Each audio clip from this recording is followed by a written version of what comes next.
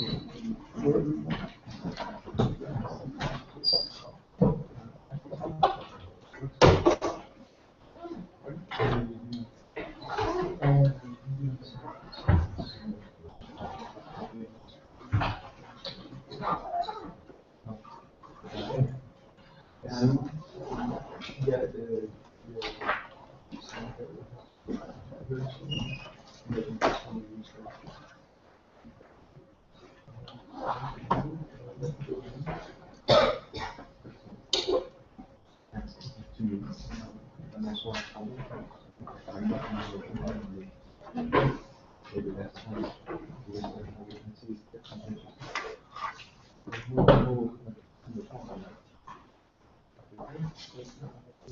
you don't have.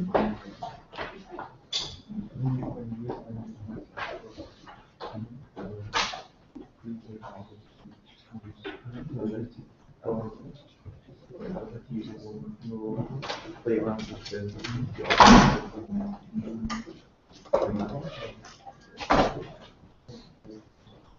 it is, you say. It's not as nice. It's like, yeah. Okay, you sit here. It's just a console.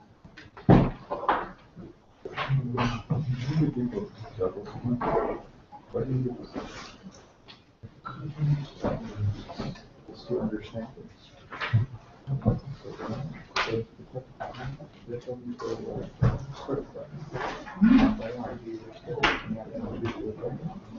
No, I read here. Just one here.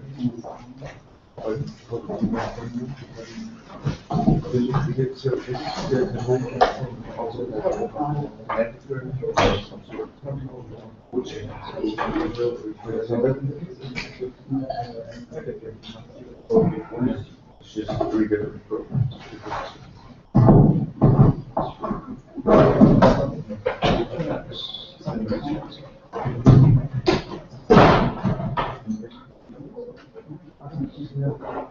In any case, I don't know that we will. It's just we have to get our solutions.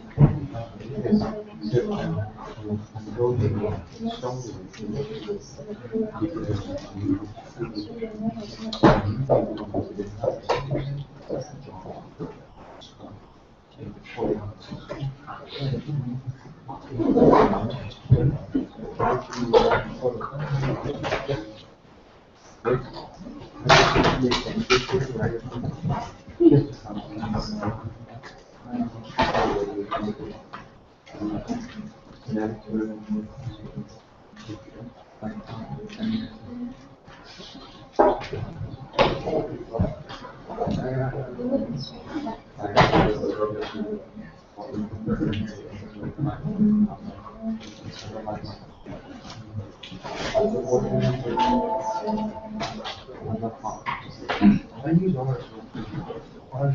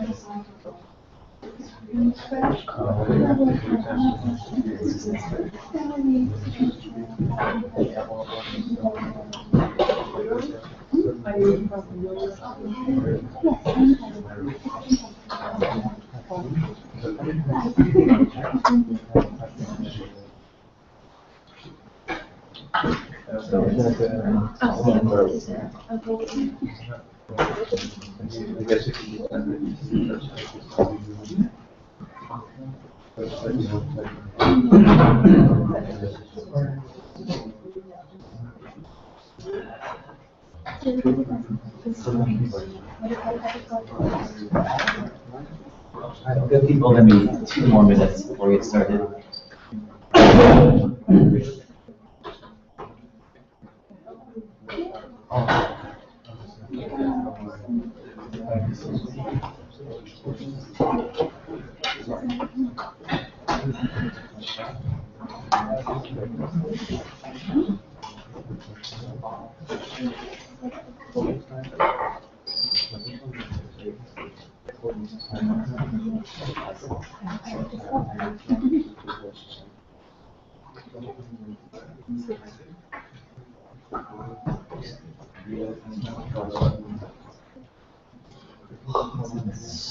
Okay, it's even broadcasted. Okay, we'll start. Good. Okay. Well, good morning, everyone. Welcome to the last day of the first week of the summer school. Today we're going to talk about what I'm calling here medium scale optimization. And typically I would just call this optimization, this lecture. But I think that the focus of the summer school has been on big problems and actually big problems. And the mathematical framework I'm going to talk about here is, of course, very general, but at least the algorithms I'm going to mention kind of briefly at the end. But some of the stylizing of problems this way and solving them this way tend to apply to slightly smaller scale problems than we may be encountering here. So essentially, if you have something like problems with n variables, for example, then for the purposes of this lecture, we're maybe okay if the cost of the algorithm to find an exact solution is n squared, or maybe even n cubed. That will become laughed at by the real big data folks, right? Because if you have a trillion examples or a trillion variables, you can't have computational cost that scales like anything but order n, maybe order n log n. So, oops, I even left the old class number up there. Let's do that. So, at least for the purposes of this course, of this lecture, I'm going to call this medium scale optimization. Though, as I say, this is typically just optimization. Okay, so let's what we're going to talk about today is a couple things. The first thing we're going to talk about is an introduction to what I'm calling mathematical programming, or just optimization. So you've seen a lot of this already in this course. I talked in my first lecture about machine learning problems as optimization problems.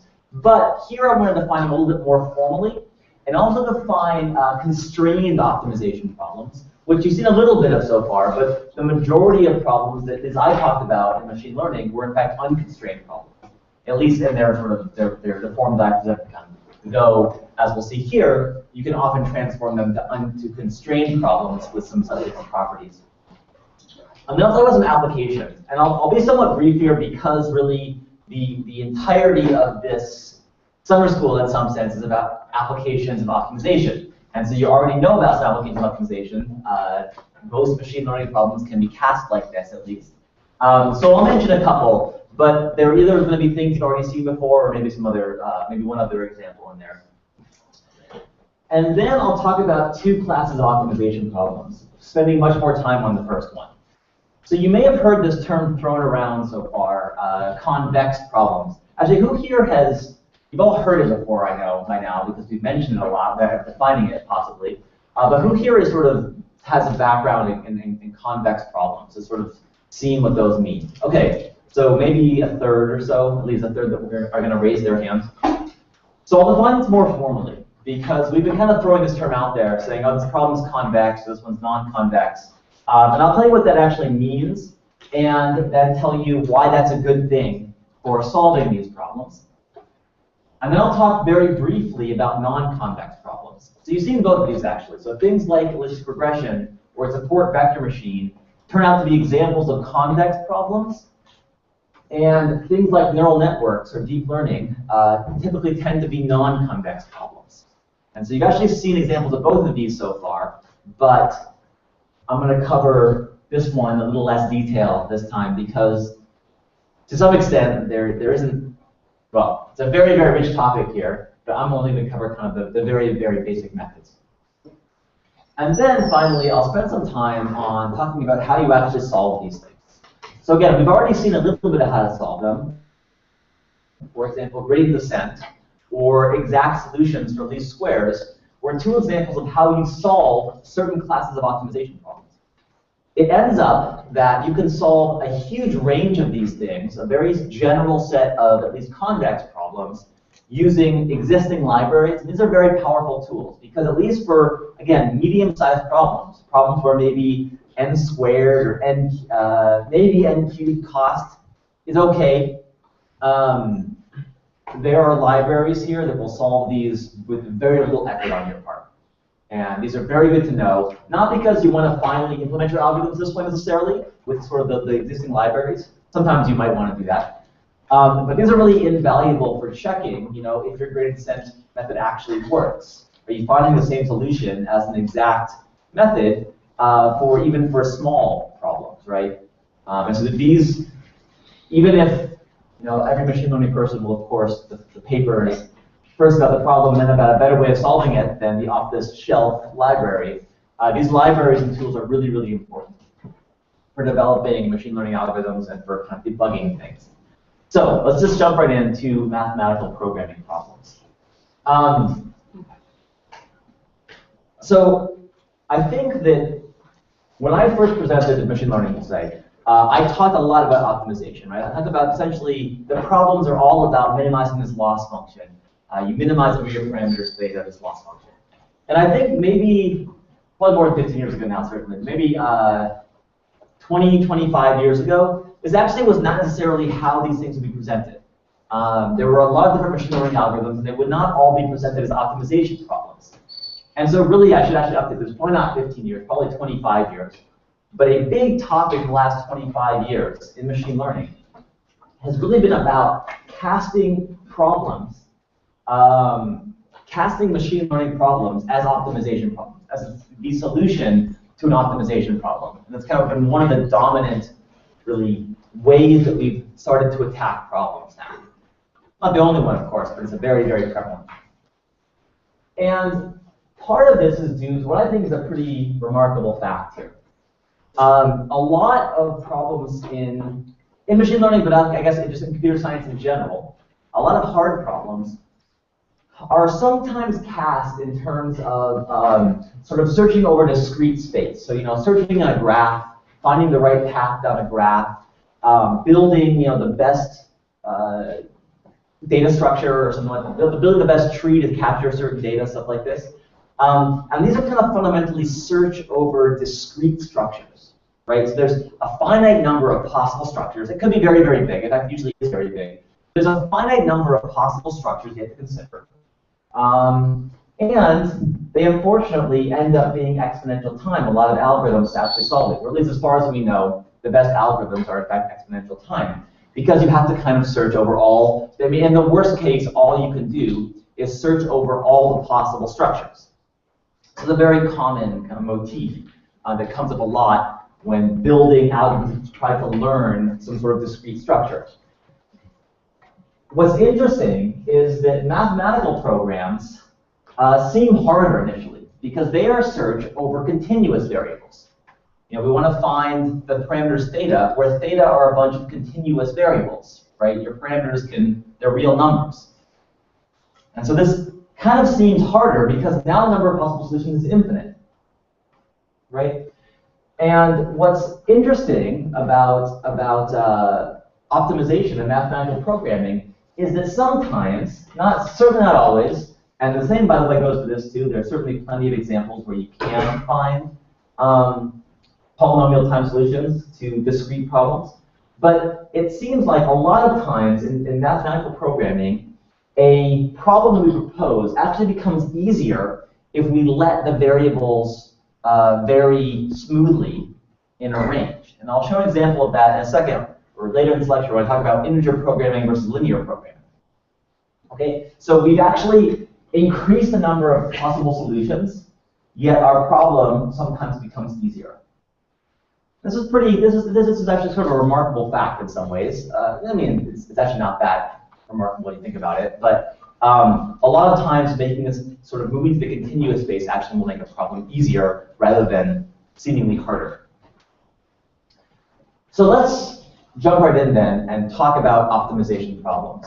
I'm going to use a little bit different notation here than I've used in the machine learning lecture, which is really just because if you read books on this subject, you will find this notation, not necessarily the ones I use from machine learning.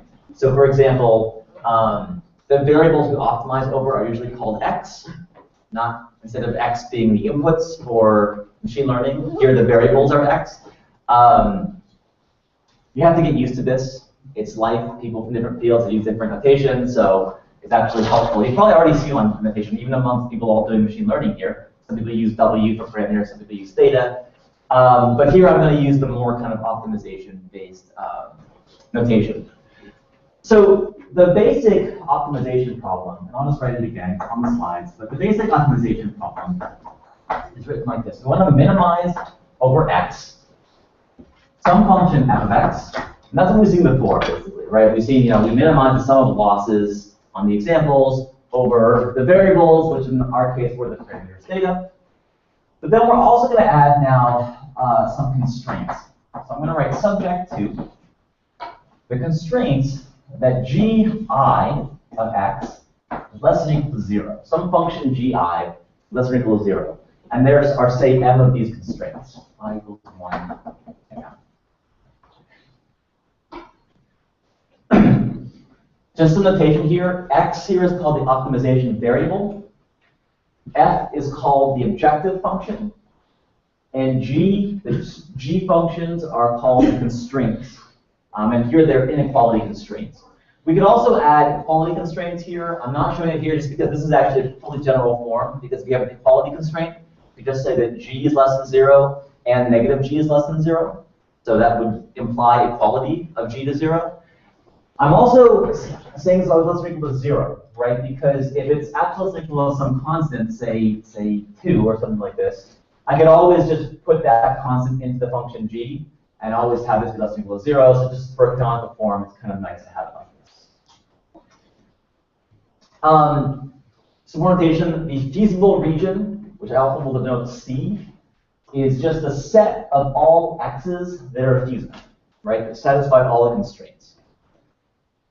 And the problem of optimization is to find amongst all the points that are feasible that satisfy these constraints. These are kind of hard constraints. You cannot violate these. But amongst these things, find the point that minimizes this function f. Right? So there could be a lot of points that are in the feasible region. There could be just one point, in which case it doesn't matter what f of x is. You have to just suffer that much cost. Or there could be like other cases that I just said, there could be a lot of points. There could be 1 point, or there could be 0 points. In which case, this problem is called infeasible, and you can't actually solve it. There's no solution to it. And just a little bit of notation, I'm going to denote x star. So x star here is a variable Rn. F here is a function that takes variables in Rn as input out to a real value number. But X star we call an optimal solution if, first of all, X is feasible, it has to be feasible, and if, for any other feasible solution, f of X star is less or equal to X.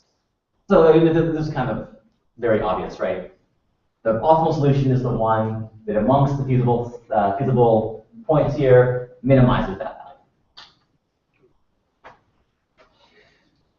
All right, so let me just talk about a little bit more notation now. You may see a lot of ways of sort of phrasing this. I'm going to try, for the most part, to refer to this thing here, this problem here, as a mathematical program. So it could be like and maybe special cases of this are things like linear programs or quadratic programs. It's nothing to do with actually programming. It's just mathematical notation. It's the same way that dynamic programming is called dynamic programming. This is called a mathematical program. But I'll usually just call it a mathematical optimization problem. They're just really optimization problem. This is an optimization problem.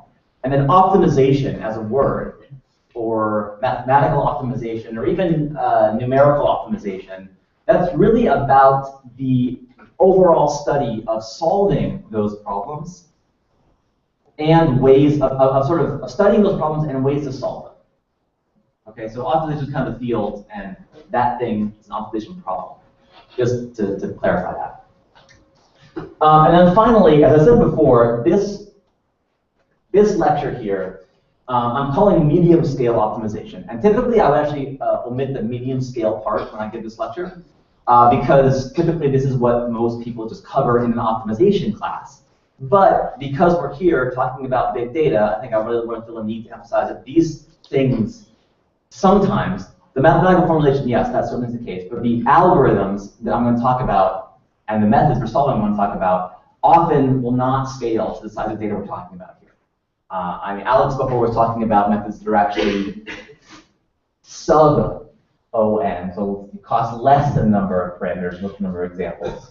And here we're way beyond that, right? We're actually n squared, even n cubed, or higher actually. Some of these things are really slow as far as you know what we've seen so far. But that's okay. I mean, for small scale stuff, where we have 1,000 variables, maybe 1,000 constraints, these things actually work very well, and they're very, very robust, and they're very well studied.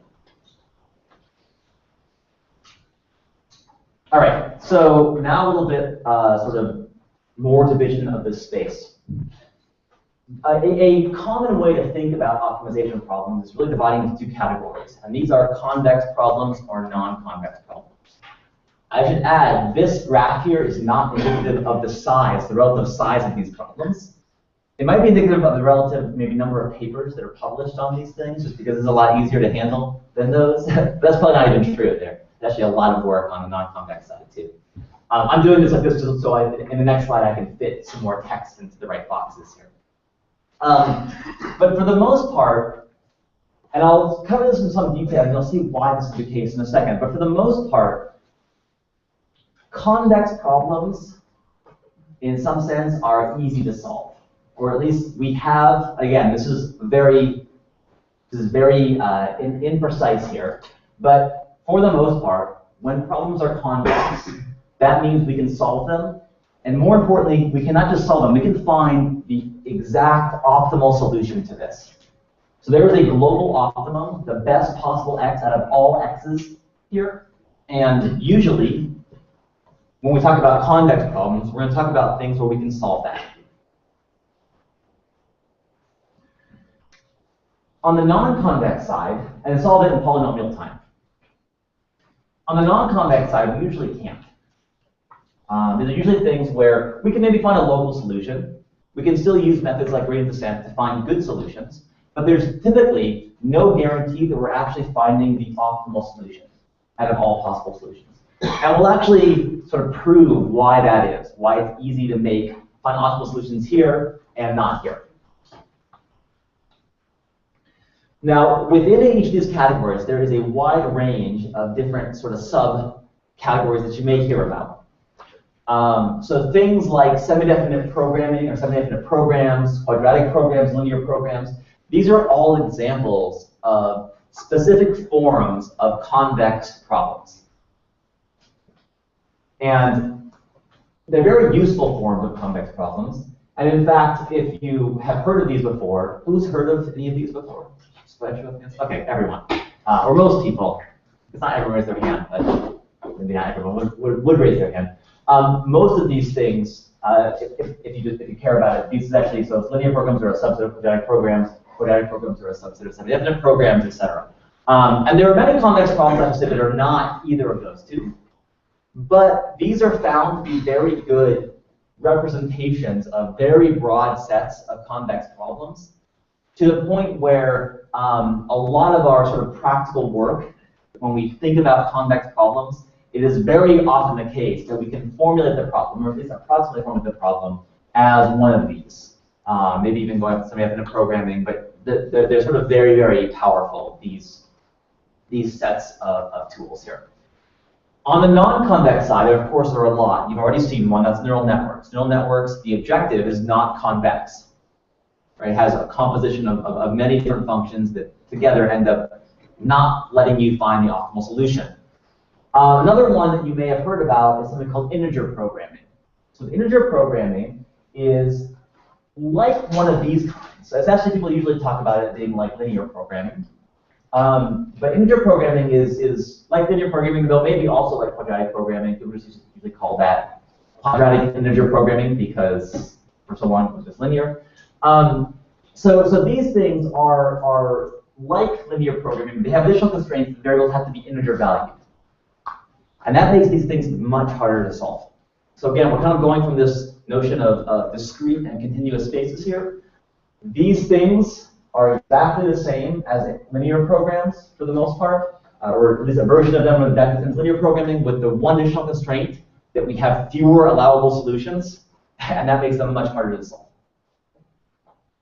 And I'm not going to mention those other than just to find them. It turns out these are, in the worst case, exponentially hard to solve. So we're talking about really small problems now. But it also is it's also the case that for some problems with the right structure, you actually can solve them reasonably well with certain kind of search algorithms. So even though they're in the worst case exponential, we can still sometimes do a good job. All right, so let's jump into some applications now. And in fact, this is going to be somewhat brief, at least in two of the cases, because you've already seen these before, and you've already probably been sick of seeing, another linear regression or support vector machine formulation. But it's worth seeing. So let's talk about some applications. So the first one I'm going to mention is least squares. And I'm not even going to bother writing it again because you've seen this plenty of times before. But least squares is, we've seen it before, right? It has an input x. Now I'm going back, by the way, to the machine learning notation, switching very rapidly like that, you may notice. But doing that, you have some input x and output y. Here I'm showing it in 2D just because it's easier to visualize that way. Our function approximator is this line x transpose theta, though I guess here I should probably include an extra dimension that allows for an intercept term as well. And our objective is to say, given these collection of x's and y's, we want to find the theta that optimizes this sum of squared errors. This is an optimization problem, of course, right? We have some function. This is our function f, in this case f of theta. And we're trying to find over all the possible thetas here, which one minimizes this. In this case, there are no constraints. There are no constraints here. So the GIs are all, there's m, I guess I'm using m here differently, but m in that relation at least is 0 because there are no additional constraints. You could add constraints, by the way. If we knew for some reason that some of the coefficients, some of these parameters, they should be positive, say, right? We just knew that this was like a cost on something, and you can't have negative costs. Then maybe we want to actually enforce that. Maybe we want to add the constraint that there's some theta I such that, right? But there's some theta I such that theta I is greater than 0. That would be a reasonable constraint to add. In fact, if you constrain them all to be greater than 0, this is a method called non-negative least squares, which is actually very common. It has a lot of applications. Because there are a lot of times where you really do want things you find to be non-negative. You know, these are supposed to be like things that additively combine to give you the output, and you don't want negative combinations. So I should say positively combine to give you the output. Okay, so this is one example, and I won't dwell on it anymore because you've already seen it. This turns out to be convex, and we'll see why in a second. I haven't proven that yet, but it is convex, and we'll see why in a second. Here's another cool one. I really like this problem, actually. This is called a Weber point problem. So I have a bunch of points in R-dimensional space. Sorry, not R-dimensional, N-dimensional space, Rn. I call these xi's again. So you notice I'm again using machine learning notation to have my variable. I'm oscillizing over Bz in this case, and my inputs be x. Somewhat intentionally, you have to sort of be used to that. I have a bunch of points in n-dimensional space, and I want to find the point z that minimizes the sum of distances to all of these other points. Sum of Euclidean distances.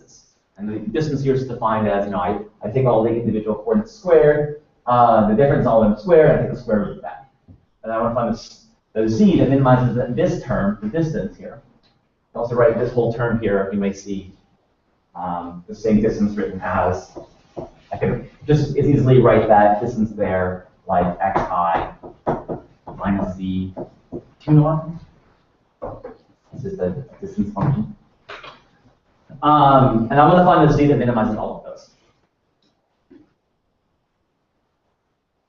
Or the sum of them, rather. So how do you do this?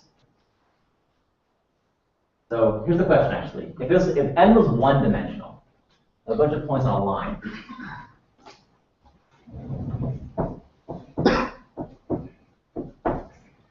what's the solution?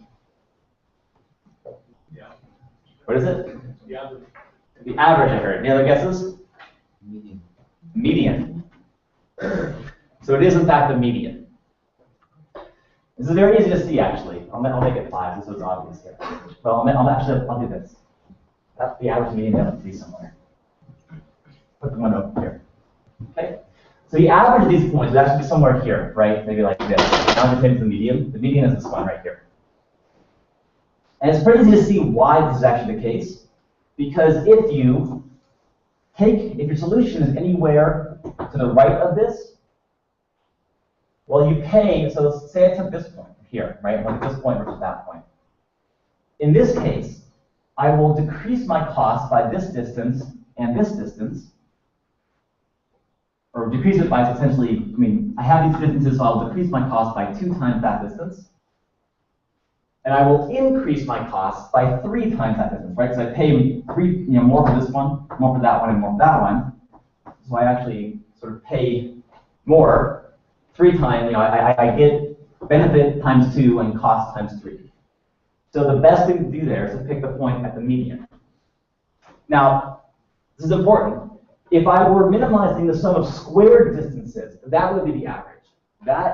Minimizing the sum of squared. And I had this term here inside instead of without the square. That would be the average. But when you don't have that square, it's the median in 1D. What is it in multiple dimensions? What's the analog of the median in multiple dimensions? And this really, so it's that. That's all. That's the only way to write this, right? There's no other way. There's no closed form expression for this. And that really bugged me, actually. I remember when I guess actually I think this isn't quite right. You can find sort of algorithmic ways of approximating this, but there's no simple formula for this because the same median argument doesn't really work in multiple dimensions. It's actually like what's the multidimensional analog of the median? It's not the point-wise median of each coordinate. It's something else. And this really bugged me. I remember the first time I was asked this problem. Because there seemed like there was no solution, right? This is I think I'm just like in grade school or high school I was asked this question, and it really frustrated me because I couldn't come up with an answer of what this point was. It was just this point. I didn't know about Convex optimization then, so I couldn't actually give even this solution. But it bugged me that there was no actual solution, seemingly. And What's interesting, though, is that this problem is also convex. So with standard off-the-shelf libraries, you can go ahead and just solve this problem and find the best point. And that's actually one of the best ways of doing this, because there's no obvious other closed form expression.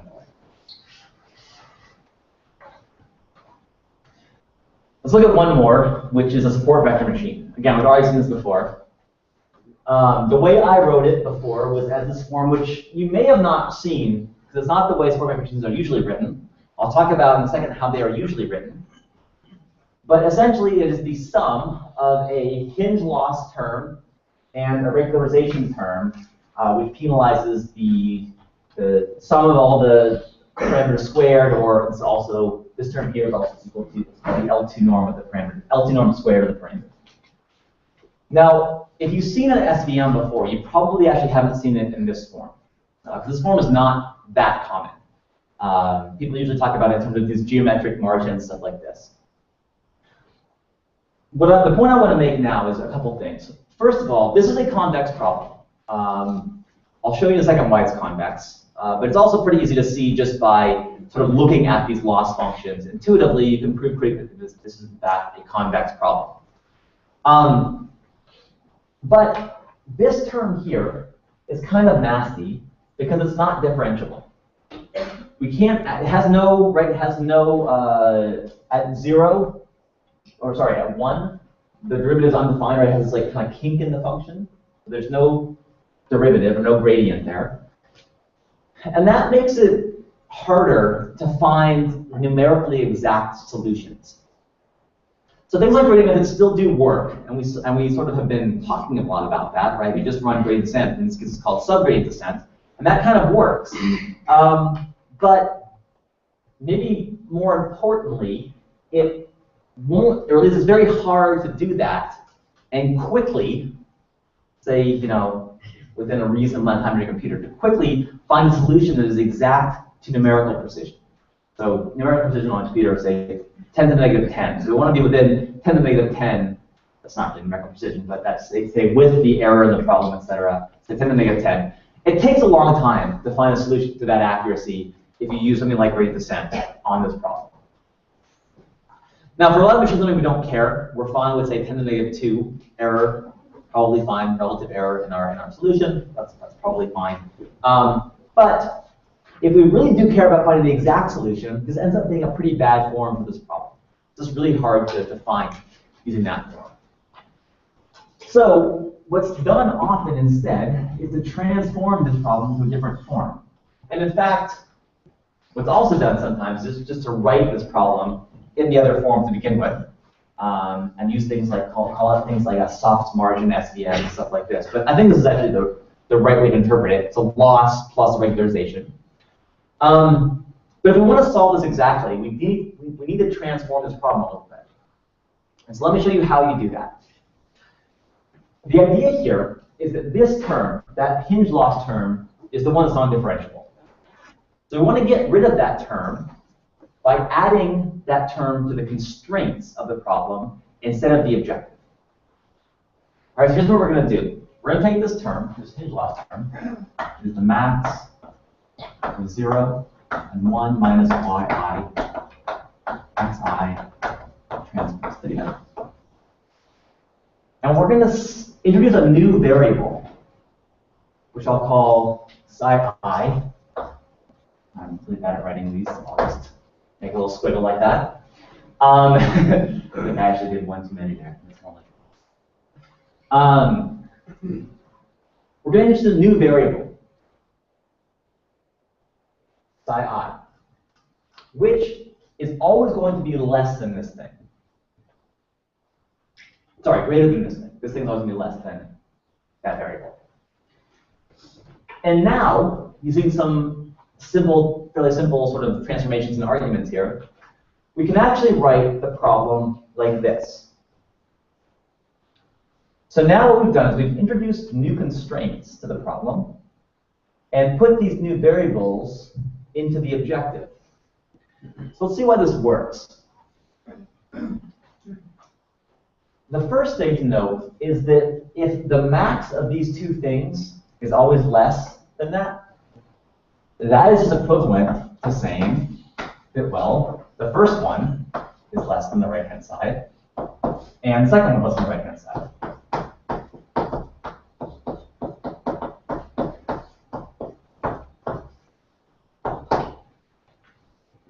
Right, these two are equivalent. Because if it's bigger than both of them, it's bigger than the max of them. Okay, so that gives us my two constraints here. That condition there is equivalent to saying these two things are, these two constraints have to hold.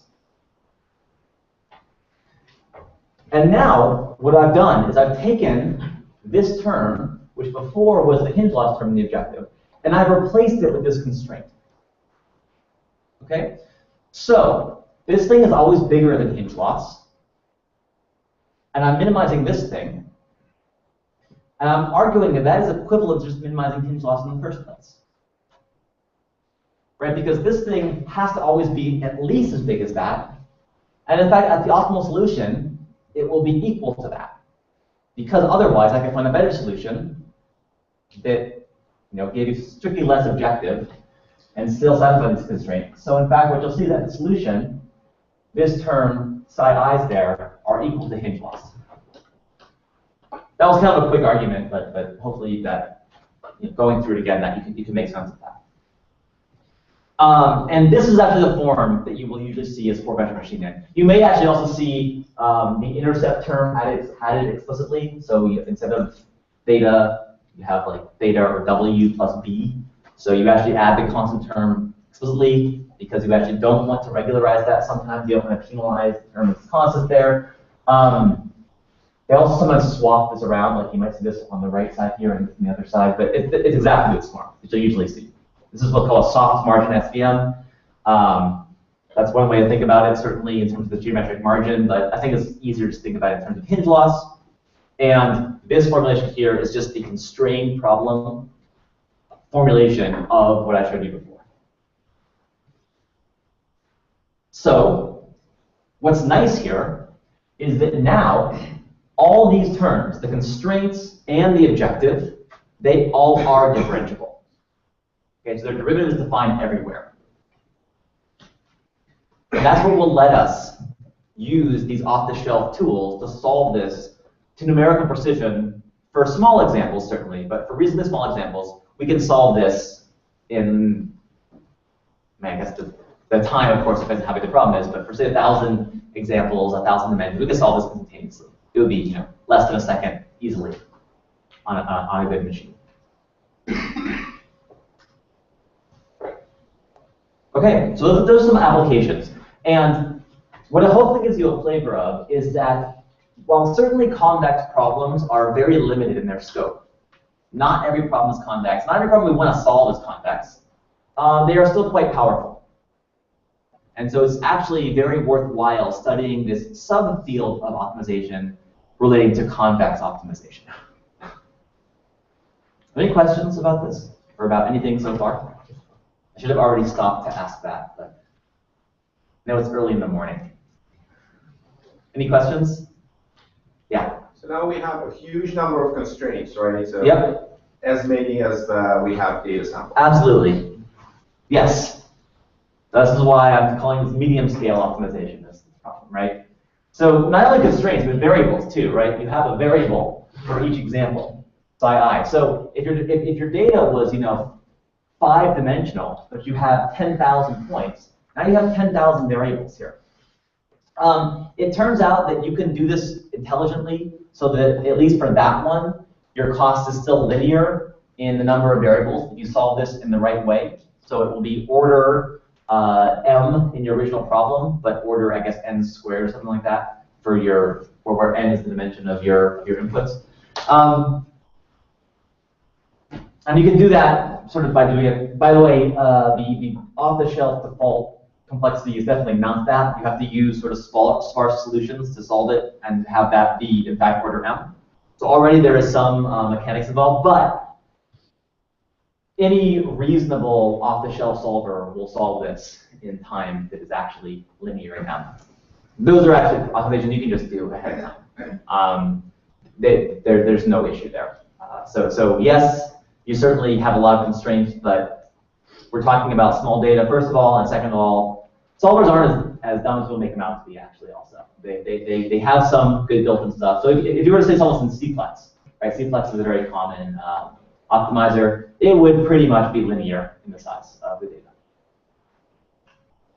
By the way, yeah, question over there. Okay. So if you're working with a new loss function, for example. With the which loss function? Like a new loss function that you have, you're solving a problem for. The min loss function? A new loss function. Yeah. How do you quickly check that it's convex or non-convex, apart from like the definition that you have for convex? Okay, so the question, and I'm sorry, I didn't repeat the question before over there. The question before over there was about the complexity. Don't you have a lot of constraints you guys with this problem? This new question was, if you have a new loss function, how do you know it's convex or not? How do you know if neural networks are convex or not? That's a great question. That's what the whole next section is about, actually. So let me hold off on answering that. Yeah. I had a clarifying question. So you mentioned that sometimes this is written where instead of the second constraint, which is 1 minus yi something, you take the second term and you add it to the. Yep. In that case, what is theta? So since you're already minimizing all theta, different theta, what is let's say if I actually use that form, what am I going to use? So I mean, whether or not you put this on the right or the left, it's the same problem. Yeah, sure. And it's the same problem as this too. Theta is the same thing here. We've added new variables as well, but the theta you get from this is the same as the theta you get from this. Theta is still the optimization variable you're minimizing over. Is it not a preferable solution, preferable way to write it in the second way? Because if we do that, then you just have one constraint that psi is greater than 1. Sorry, so you're saying you can rewrite this to a different set of constraints. So you have psi greater than 1. Right now we have two different concepts of constraints. The psi greater than 0 and psi greater than 1 minus something. Yep. If I take that to the other side, then it just boils down to psi greater than 1 because with psi greater than 0.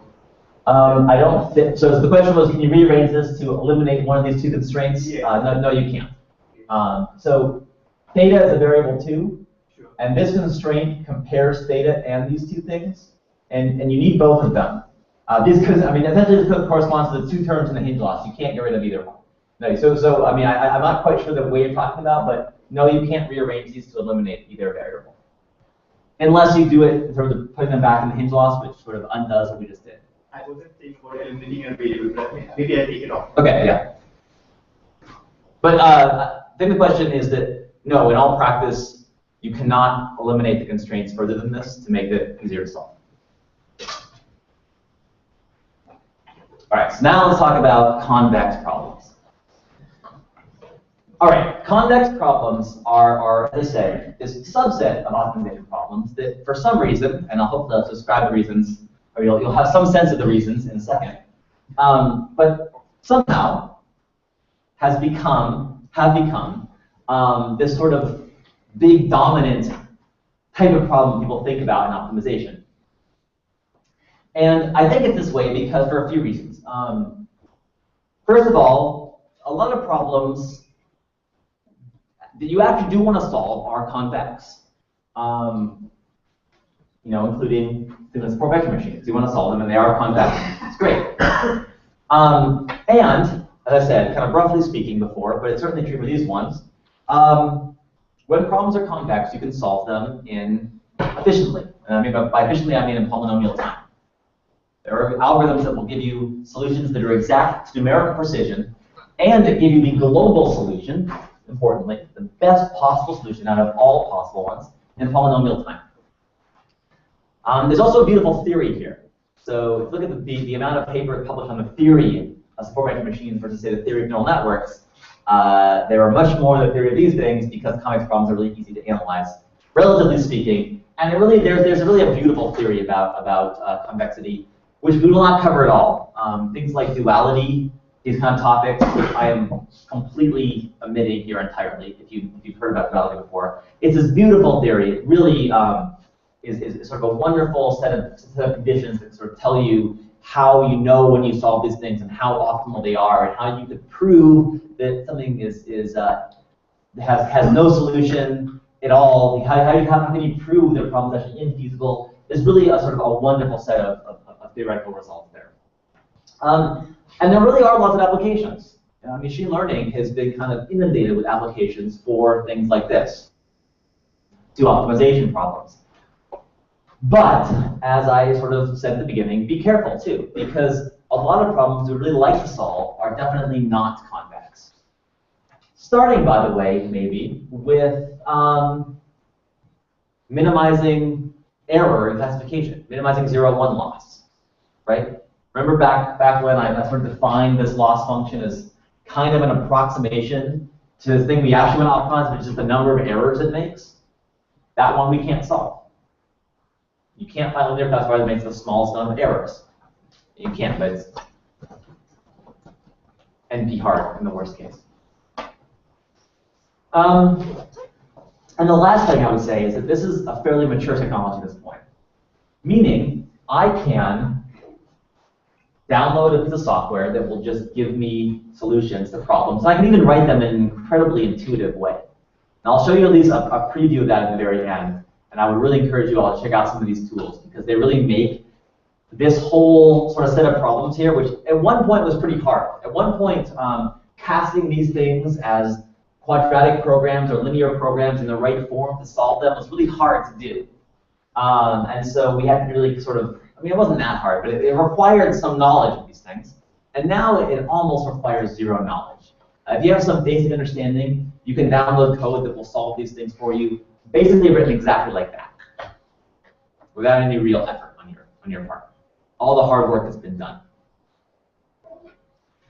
Okay, so let's talk about convex problems now. So a convex problem, I realized before in my last lectures that actually you couldn't see oftentimes the text when it was hidden by the thing. So hopefully this will be a little better.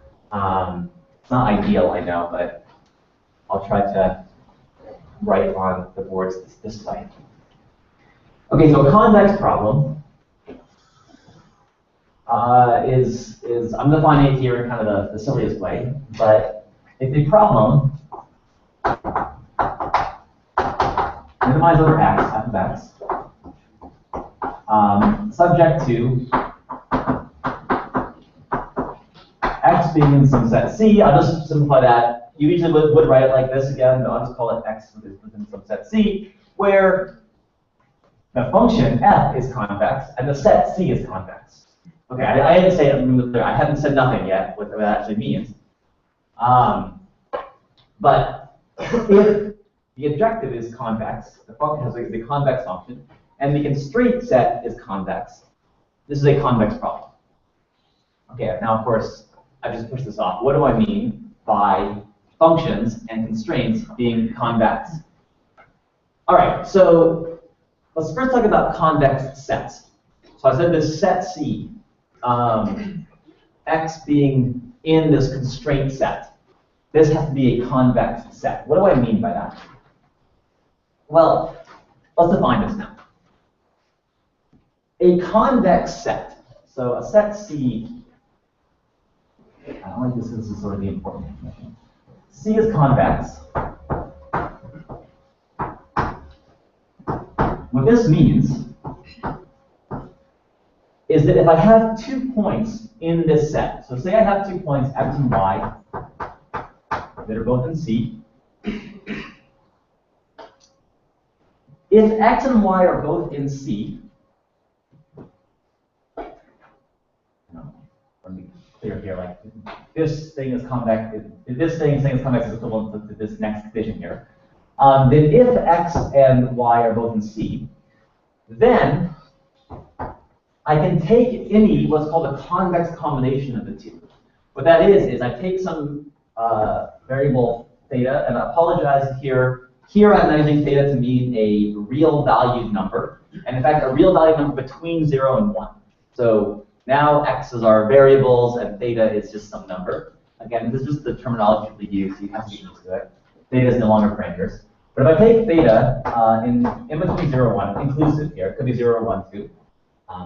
The endpoints are kind of trivial.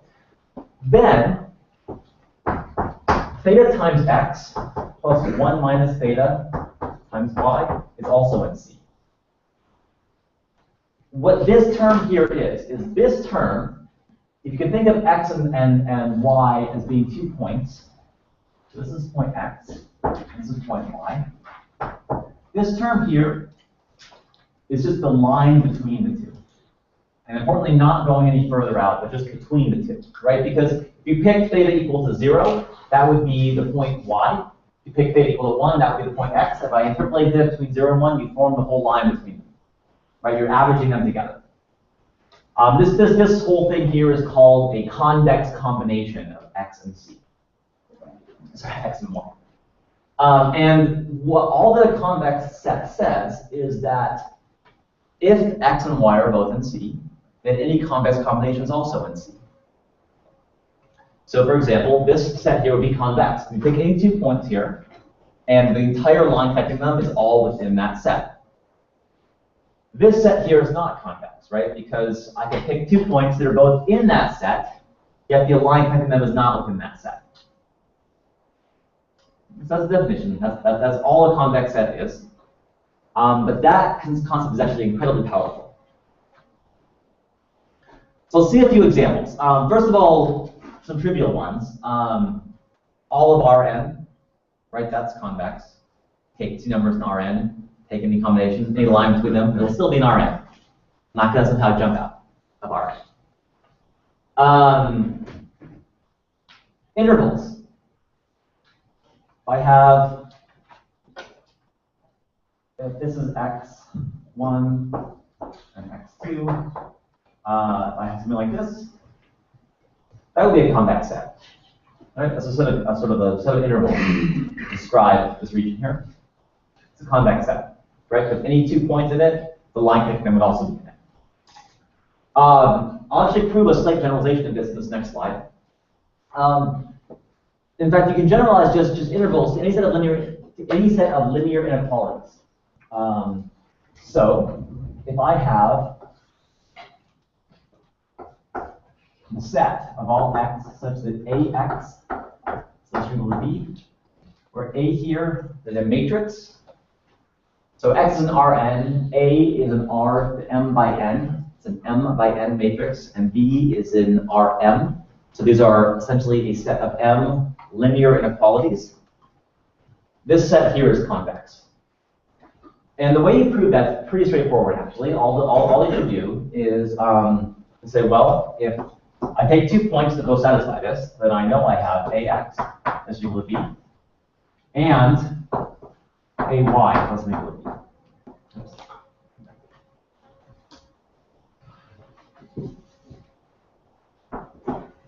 Okay, so I have those 2 things.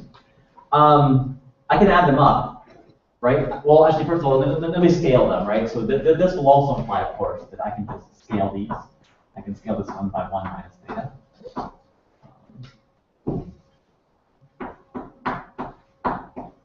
Okay, no problem there, right? Theta, remember, importantly, theta is positive between 0 and 1. Therefore, also, or non-negative, I should say. Therefore, also 1 minus theta is also non-negative. So both these 2 things still hold. Very important here that theta has to be between 0 and 1, or this would not be true. Right? Because when you multiply by a negative number, you can flip the sign of the inequality. You flip the sign of the inequality. Now let's add them up, right? So now we just add these 2 terms. And so because this is plus that and this is plus that, we know that theta times ax plus 1 minus theta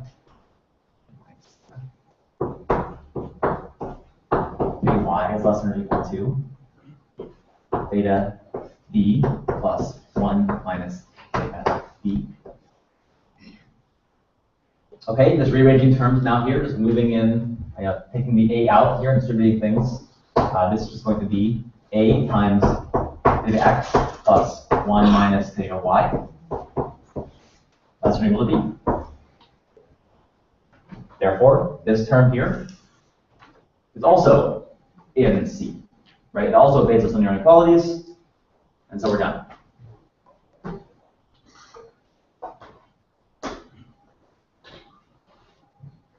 Any questions about that? Okay, great. So it's a pretty powerful concept, actually. Any set of linear inequalities is a convex set. Doesn't matter the coefficients on A, coefficients on B. They're always a set of linear. They're always convex. Linear equalities. The proof is exactly the same. If AX equals B, then this notation here is replacing all the inequalities with equalities always holds. In fact, that wouldn't even hold for these not being between 0 and 1, but don't worry about that. For between 0 and 1, it certainly holds. The proof is exactly the same, in fact. The intersection of convex sets is also convex. This is actually a really important one, because oftentimes we define our feasible set as the combination of many different sets of convex constraints. So it has to satisfy all these things. This one's also fairly intuitive, right? Because if x and y are in all of them, then, well, the combination of x, these are all convex sets. The combination has to be in all of them, and therefore it's an intersection of all of them.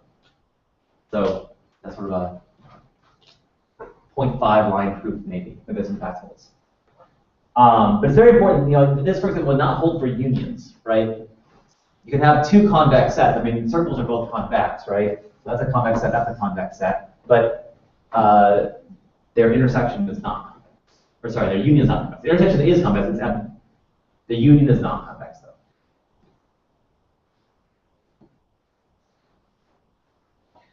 All right, so that's all I'm going to say about convex sets. Now let's talk about convex functions. Convex functions are defined in a very similar way, actually. And the definition of a convex function is the following. Unfortunately, I can't. No, I have to put them both behind. It's the wrong order here. I don't want to do this.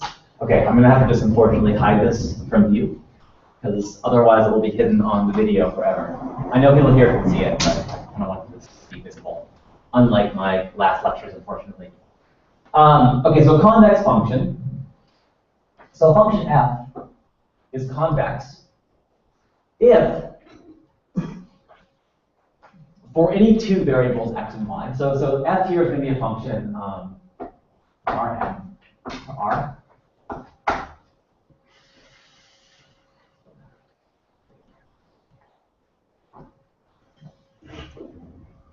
All right, so f is from Rn to r. And if it's convex, if we take any two inputs x and y in Rn, and you can actually make very similar definitions just based upon functions that are only defined on subsets of Rn, but I'm just going to be simple here and define this function as mapping all of Rn to r. If we have sort of subsets we want to allow, I'll just let us encode those with constraints rather than in the function itself. But actually there are a few exceptions, like the log of the term is not defined from negative numbers, say. So there'll be a few cases where the domain of this is not all of Rn, but effectively the same thing applies to numbers in the domain of the function. So if I have 2 points here, and I look at a convex combination of these points. So f of the line, really, of x of f of the convex of some convex combination between these two things. The definition of convexity says that this thing is less than or equal to theta times f of x plus 1 minus theta f. That's the definition. What this is graphically is if I have a function here, right, and I take 2 points, x and y. If I draw the line between them, okay, and that line between them is this term here, right, because I'm taking the average of these two function values, right, so that's this term here is the dotted line on my graph. This term here would be the solid line. If I take the line between those 2 points, that lies above the function itself. Okay, and that's what convexity is. It could lie on the function too. So like a linear function is also convex, but it has to be less than or equal to that. So this function would be convex, assuming it goes on forever, or this is the whole domain. This function would be convex too, assuming I can draw a perfectly straight line there. Because the average of these 2 points is still less than or equal to, in this case it's equal to that line. But this function would not be convex, right? Because I can take 2 points here, and the average was not above the line for the function itself. The line between the 2 points does not lie above the function itself. And I mean, there could be regions where it does, but this whole function here would be non-convex, right? Because even though there are some places, for a function to be convex, it has to hold everywhere for any x and y. If negative x is convex, we say f is concave. And concave is also just as good, really, because right, we like concave functions too. By the way, there are a lot of functions that are neither convex nor concave, of course. This function, for example, right? Neural networks, another one. That's not like it's concave because it's not convex. It's neither convex or concave. And finally, f is what we call affine if it's both convex and concave, and that really just means it's on a line. There's really one case of function that is affine, and it's this one. It's a linear function. So to be specific, linear usually means there's no additional term here, whereas affine means there's an additional term here. So you can have a constant term when you're affine, because this term is still convex, right? You can add any constant term. I can shift this line up and down as much as I want. It'll still be convex. So this term here, this affine function, is in fact both convex and concave.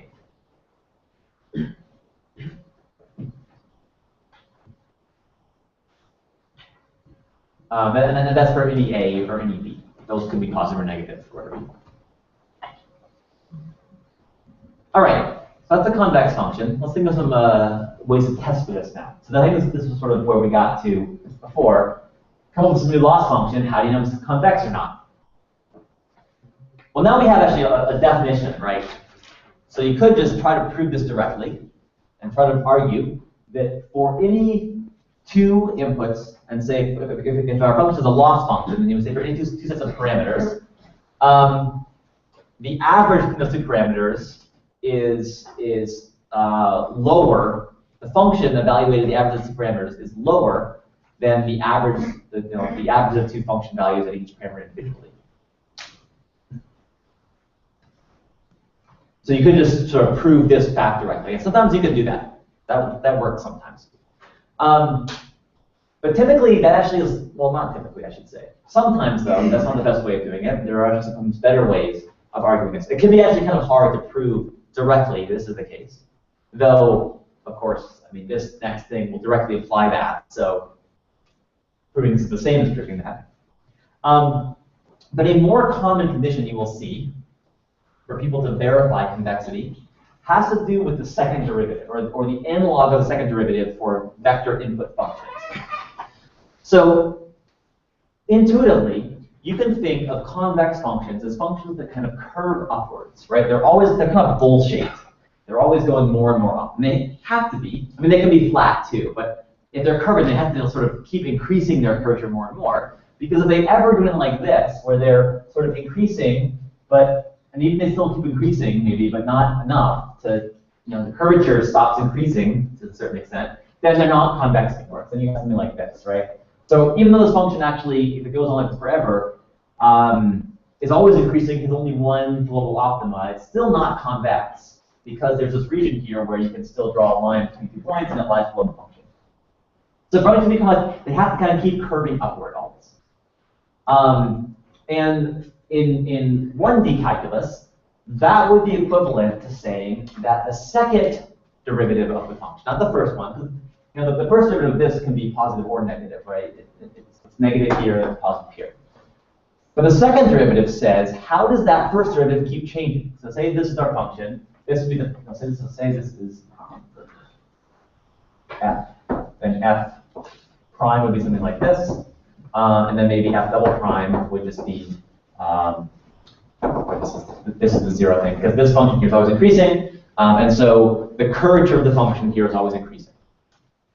So the constraint that it be convex for a scalar input says the second derivative has to always be greater than or equal to 0.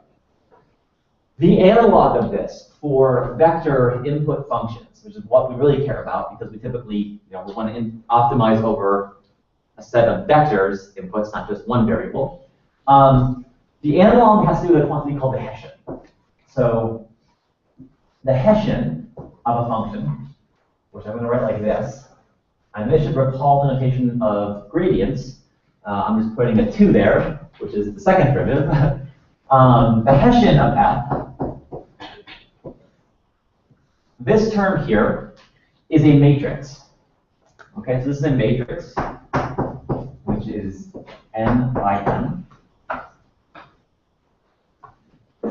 And in fact, this whole thing's a matrix. And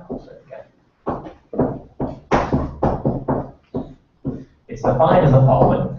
The ij element of the Hessian is just equal to the derivative with respect to xi, and again with respect to xj.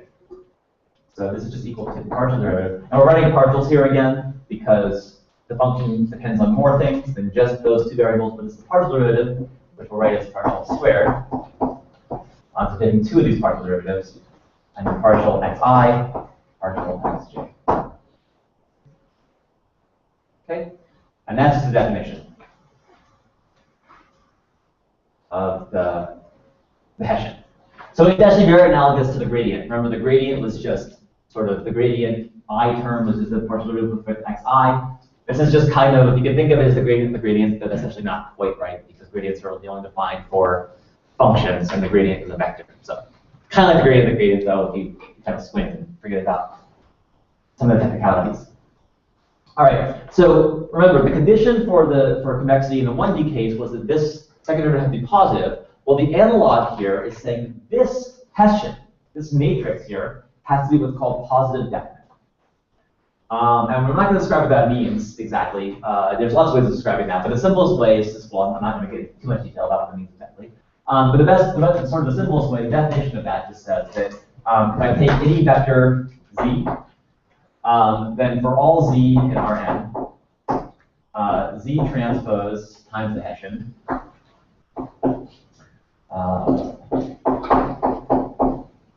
times z, that has to be bigger than or equal to 0. That's the definition of positive definiteness.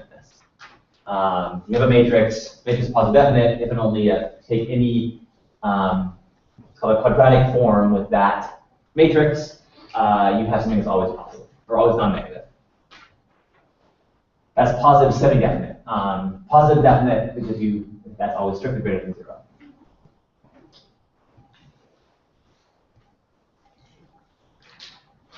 Okay. Another way of defining positive definiteness, or equivalent condition actually, is that, for those who know what this means, the eigenvalues of this matrix are always greater than or equal to 0. That's another way to verify positive definiteness.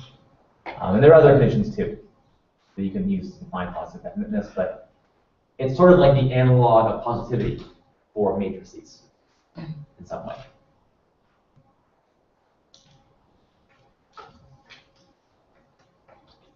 So I should also say, if this is a scalar quantity, so in fact the function is one-dimensional, that's exactly the same as if the second derivative is always greater than 0, right? Because if z is, if this is just a scalar quantity, then this would just say this would be z squared times this thing, times a, say. And for that to be bigger than or equal to 0, well, a has to be bigger than 0. Yeah? So I guess it's easier to use this formula because compared to the eigenvalue one, because this way we do not have to compute any eigenvalues. Wait, sorry, this one as opposed to the eigenvalue formula? The question was, is it easier to use this than the eigenvalue formula? This is equivalent to the eigenvalue formula. So this is actually exactly the same. So when I'm testing for convex. So it's often easier to use this one than the definition of convexity. This is the same as the eigenvalue formula, though. So the question is, like, what's easier? It's hard to say what's easier, right? Sometimes this is more immediate from the definition of the function. You can easily show that its Hessian is positive definite, where showing that directly seems harder. But it takes about 3 lines to get from this to that, so they're really the same. So if you can show this, you can show that. You don't even usually bother, because that equivalence is known. the eigenvalue, so there's a question about eigenvalues too. If you can show the eigenvalues of this thing are always positive, that implies this immediately. And similarly, if you can show this, that immediately implies the eigenvalues are positive. So those are really equivalent. That's just sort of the definition of positive definiteness, or positive semi-definiteness. Yeah. I think here the requirement is the function should be second-order differentiable. Yes. So I'm assuming right now that all these functions, all these things exist that I read. So I'm kind of glossing over. And the same with the domain, by the way. It's only differentiable on its domain. The domain has to be a compact set and stuff like this too. I'm kind of ignoring all that. So actually no, that's not to be a compact set necessarily. Get that. But it has to be differentiable on its domain and things like this. So I'm ignoring some of the math there, but yes, they have to all exist. Yeah. Can you go back to the definition of the convex problem? Yeah. So function or problem, you mean? Convex problem. Okay, convex problem. This one. So I can also imagine a very simple example of non-convex function when you restrict it to constraints, it becomes a convex problem, right? Yeah. Yeah. So the way you can do that is right. So let's say we had this function here, right? And I put this as this thing. So if you can do that, you can always define another function f that is convex that for which this holds. Namely, I'm going to take this function, a new function, and define it as being equal to the old function on this range and infinity everywhere else. And that's a convex function. So for any time where you can write a problem, you can make f convex. Yeah, it's a great question. Sorry, I keep forgetting to repeat the question for the camera. The question was, can we come up with a problem where f is only convex in a certain range, but it's non-convex in general? And yes, you can, but you can always make a convex version of that same. All right, so let's talk about a few examples now, and I won't spend too much time on these because it's actually pretty straightforward most of them. The exponential function, that's convex, right? So let's see. I don't want to do this. Maybe I will push these up.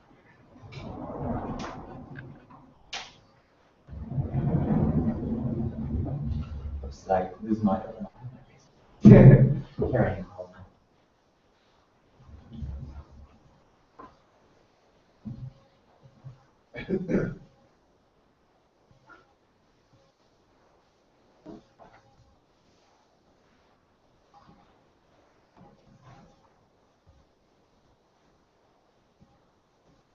All right, so some examples. So exponential. This is a 1D function, exponential of AX. A can be any number. A is not actually positive here. A can be negative too. That's a convex function in X. And it's really easy to show this. You can take the derivative twice. F derivative twice equals A squared times the exponential of AX. This is always positive. That's always positive. Therefore, product's always positive. Always. In this case, it's actually always non-negative. This could be 0, I guess, but combination is always non-negative. The product's always non-negative, so it's convex. Negative log, same thing. Take the derivative twice, convex. Euclidean distance squared. So f of x equals x transpose x. This is now for vectors. This one and the log were 1D functions, but it's f of x equals x transpose x. The easiest way to prove this is to show that the Hessian here is the identity, and it will just pop out immediately. Therefore, the identity is always set as semi-definite. You can verify that, and so in fact, this is a convex function. Norms, the 2 norm, for example, is also convex. So interestingly, if I take this function, take the square root, that's also convex. That one is not very obvious, I should add. That one, for example, is not differentiable, so the Hessian is not defined. So you can't use the Hessian condition to show that that is positive, that is a convex function. The way you have to show that this is convex is through a property of norms called the triangle inequality. And that actually pretty immediately tells you this function is convex. But actually in this case, you do just use this definition directly, because you can't use the derivatives at all, because those are not defined, or this function here is not differentiable. All right, so this is a convex function, but this one you cannot verify with the Hessian inequality, or Hessian positive semi-definiteness. Here's another really important case. This is more of a general rule. If you have a bunch of convex functions, fi, and you take a non-negative combination of these, so you take a sum of a lot of functions with some weights w that are all non-negative, so the weights have to be positive. Otherwise, they couldn't be negative, right? Otherwise, you could just have negative of x, and that would clearly not be convex. So as long as the weights are all positive here, any weighted sum is convex. And this is a really useful property. This, in fact, is exactly what we used before to show that loss functions, if a loss function is convex for a single example, it's convex for all the, for minimizing the loss function, minimizing the sum of losses over all the data points is also convex. Right? And that uses this property. In that case, the weights are, say, all 1, and we're minimizing the sum of loss functions, and so that's convex. And what it turns out, one thing that happens in practice is that oftentimes, when you want to verify a function is convex, it can be easier to just appeal to these rules than it is to derive the Hessian, right? If you can show that, like, say, a loss function is convex for a single example, then you know the sum of loss functions is convex just from that. You don't have to prove it sort of every time from scratch. You can use these rules and then, get pretty far with those. And in fact, these kind of rules, this is being a simple one, are actually how a lot of these programs for solving convex problems actually work.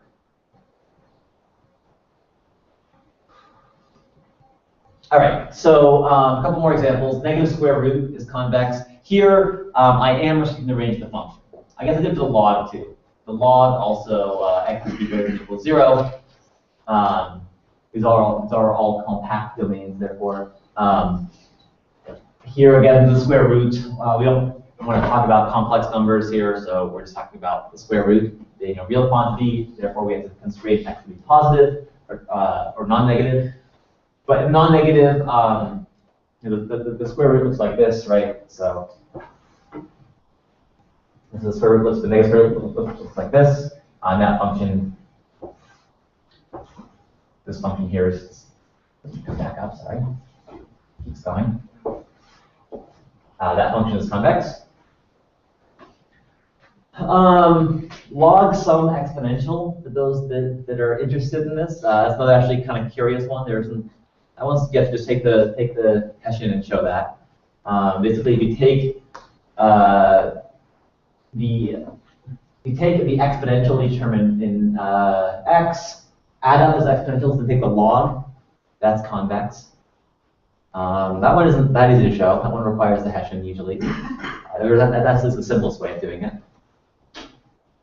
The maximum of convex functions is also convex. This is a really very, very cool one. So if I have a bunch of functions, so say I have a bunch of linear functions. We know linear functions are all convex. A bunch of linear functions.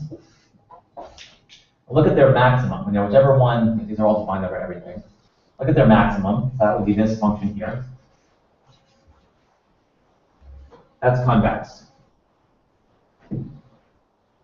That was one way to show that the hinge loss is convex, because each term inside that max is convex. 0 is a convex function. It's just a pretty boring one, but it's convex. So is the other term. The other term was linear, actually, in theta. And so therefore, so it was affine in theta. So therefore, the max of the two is convex. So I can actually show the hinge loss is convex, even though it's not differentiable. Remember, it's not differentiable at 0 or 1, just by appealing to these rules. And so we can also combine functions. So for example, and there's more rules than just this. The simple one would say, for example, that f of y is convex in y. Then f of some affine function of x is, or really a whole matrix times x, so several affine functions of x. This is also convex in x then. So you can compose a linear function inside a convex function, and the result is still convex. This would be one way to also show that, say, least squares was convex, because what we had was you had a square, which is a convex function, and you had affine functions inside of that, and therefore the whole thing is convex. You can also show it by appealing to the Hessian, but these things are all kind of one and the same. Okay, so and the last thing I'll say is another common convex set. Now, relating convex sets to convex functions, a common convex set is called a sublevel set of a convex function. So if I have some convex function, and I have some level, like alpha, I use C there. See? Then the set of all inputs, and it's important that I'm talking about the input line now, so I'm talking about this set here. The set of all inputs that are less than this value, that's a convex set. And that follows exactly the definition, effectively, of a convex function and a convex set, that these two things or this will imply to a convex set. And in fact, because of that, it's more common to actually write convex problems this way. So remember at the beginning I wrote convex problems or optimization problems in terms of some functions being less than 0. And this kind of relates these two things, right? Because essentially I can write, I had a form for my convex problem. I think I might have erased it by now. Here it is.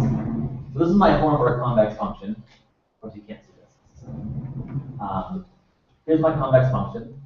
I had this weird thing saying it has to be in C, where C is a convex set. That can be hard to define right? So it's actually very common to define the convex set C as some set of functions, all having to be less or equal to 0, and maybe being equal to 0 too.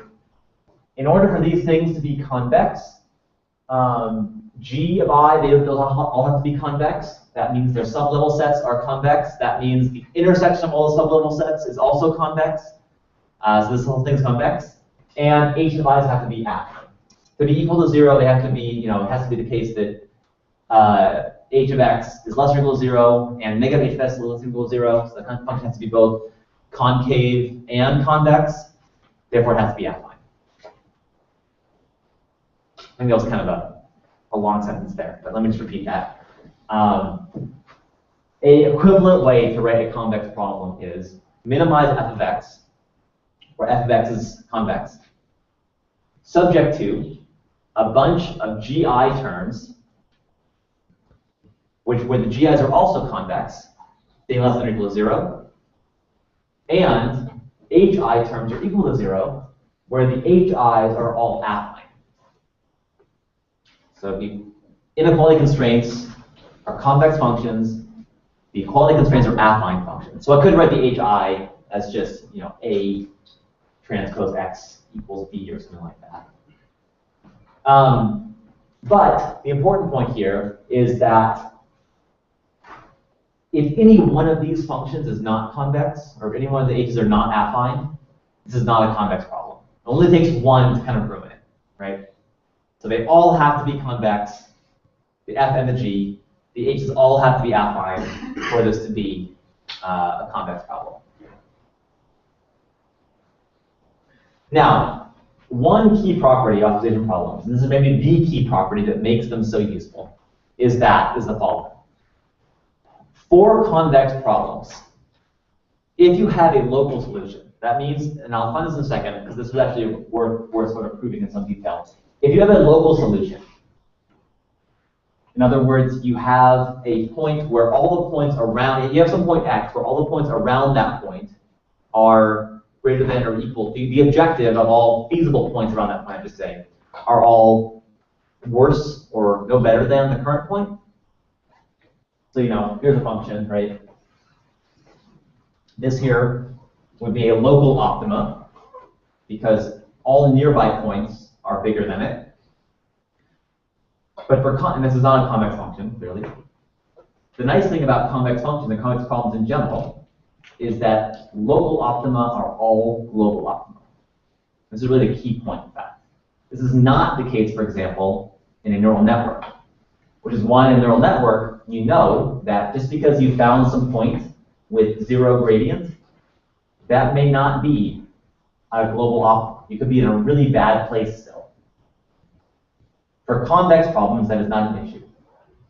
For convex problems, if you were at a local optima, if you found a gradient set and you're at a point with zero gradient, say, for a smooth unconstrained problem, that is a global solution. You don't have to worry about local optima. And this is actually very easy to show. So I want to just go through, I won't write it down again, but I want to just go through the proof of this. This is kind of the key property, I think, of convex functions. So, a point x is globally optimal if, first of all, x is feasible, and there's no y that's also feasible, such that f of y is f of x. Okay, so that's just, it's the best of all feasible points. Now, and a little more, so I mentioned this before, but a little more formally, a point is locally optimal if it is feasible, and for all y within some radius of that point x. Okay, so for all y such that x minus y is less than some r. And that can be, r can be as small as you want, but there just has to exist some r such that this holds. If that is the case, then for all feasible y, we could say that there is no f of y such that f of y is less than x, or equivalently, for all other y within that neighborhood, f of x is less than or equal to y. That means it is locally optimal. There's no point within this region R, within the radius R, that is better than f of x, that's better than x. Okay, so these are the two definitions. And the proof of convexity, or the proof that convex optimization problems for convex problems, all locally optimal points are also globally optimal, actually just follows directly from the definition of convexity. So maybe I'll go through it a little bit. Yeah, I think we have time. Okay, so I won't go through the actual sort of details of the math here, but what's going to happen is the following.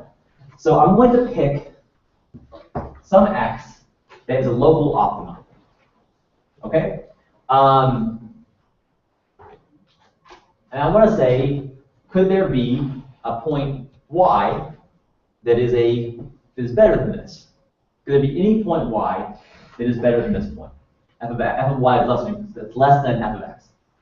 And the way I'm going to do this, we know this is a local optimum, right? So we know that there is no y within some r. So we know there does not exist a y such that this holds, and f of y is less than f of x. But let's assume, suppose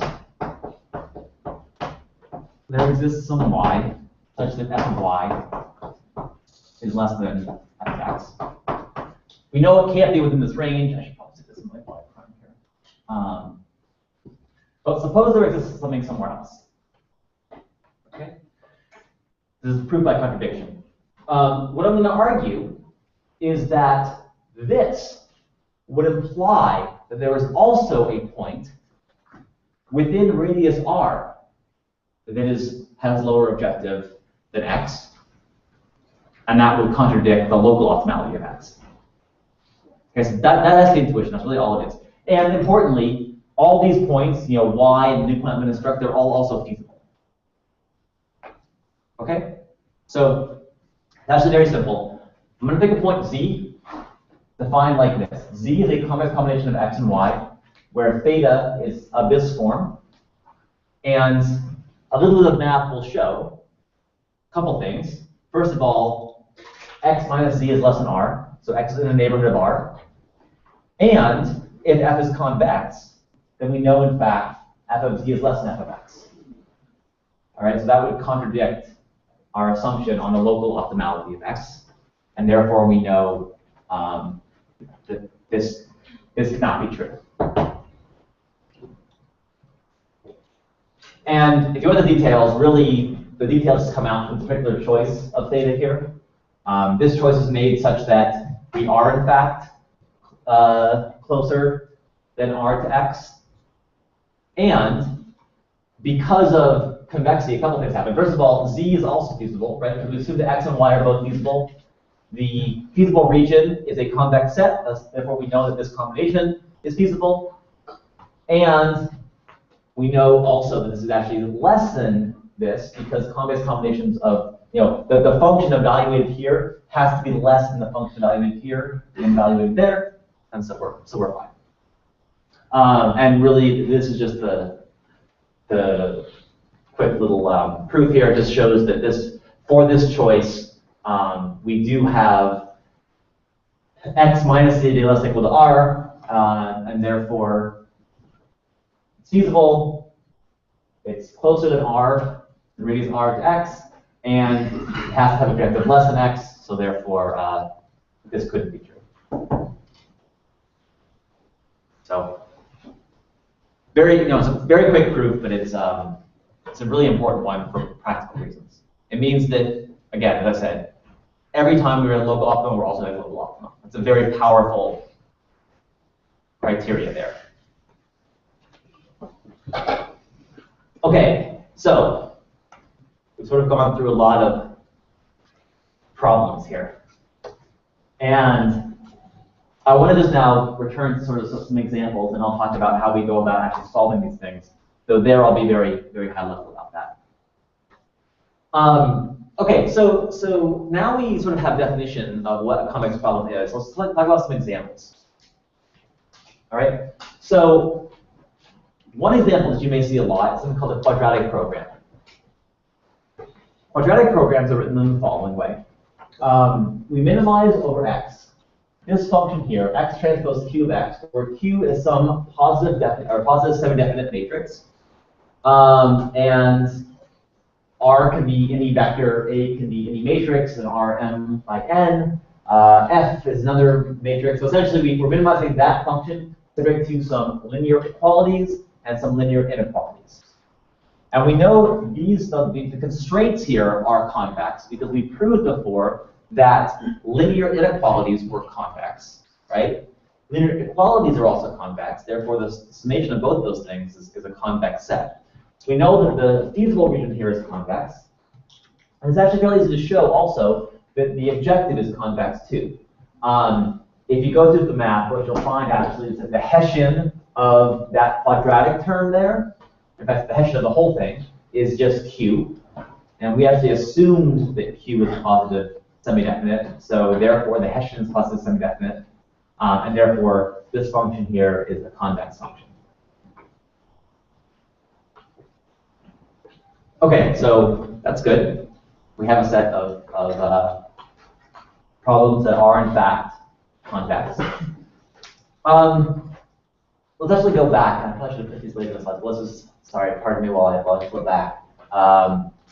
Because these are all also convex, these examples I gave before. Least squares is convex. You can start to prove this in a few ways. First of all, there are no constraints we have to worry about here. So no constraints. This is just a objective. We just need to show this objective is convex.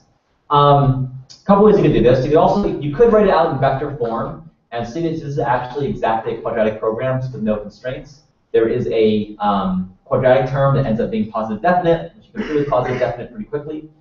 But we can also show this just from our some basic rules too. So this term inside is affine in theta. The term x squared is a convex function, right? Its second derivative, that is a 1D function. Its second derivative is 1. So it's a convex function. And the sum of convex functions is convex. Therefore, this whole thing here is convex. Okay? So that's one way of showing it. You can also show the actual Hessian condition if you want to, but it really just follows immediately from the compositional rules of convex functions. How do you combine them? The Weber point's also convex, and that one follows from the fact that norms are convex. So this here, this whole thing is the L2 norm of xi minus z. This is convex in z, and therefore I'm adding up a bunch of those, and that's also convex in z. Done. That one we can't show again via the Hessian because it's not differentiable. So we really want to use the other properties there to show this is convex. Support vector machines. Those are convex. Well, we can show it a few ways, right? We could argue this is convex here because this term here is affine, therefore convex in theta. This term, one of these terms is affine. The other one is definitely, so this one term is affine, this other term, and therefore convex. The other term is just 0, so it's also for convex functions. We know from our rules the max of two convex functions is convex, and we know the sum of convex functions is convex, and we know the sum of this function, so we know this whole sum of intervals is convex, and this term over here is convex, that's just the L2 norm of theta, therefore the whole thing is convex. So that's one way of showing it, right? You sort of go through these steps and say you keep sort of applying our rules that we've learned about convex functions, and what you eventually get is you get the whole thing as convex. We can also, and effectively, actually, these are pretty much the same thing.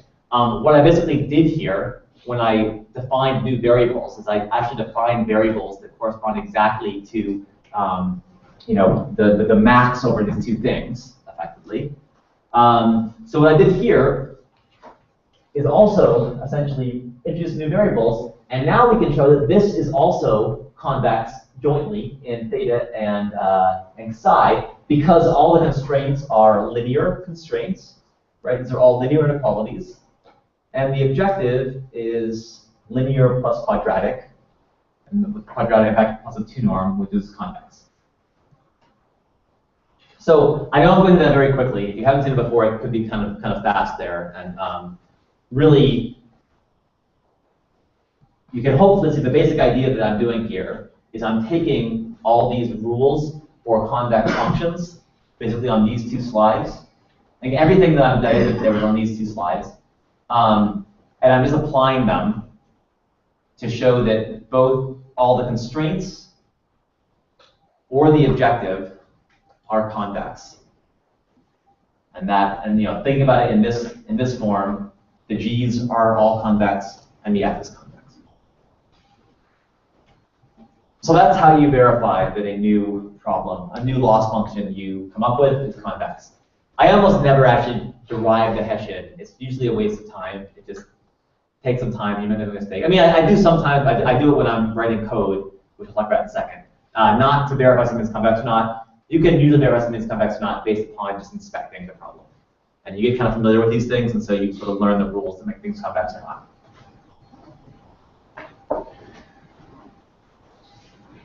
Okay. Yeah, actually, so for example, you can also show that you could also show, for example, that logistic regression was convex by that log sum x formula, and all of the other things we've seen so far actually can be proven they're convex just from a few rules like this, and just from a few sort of knowledge about what functions are convex.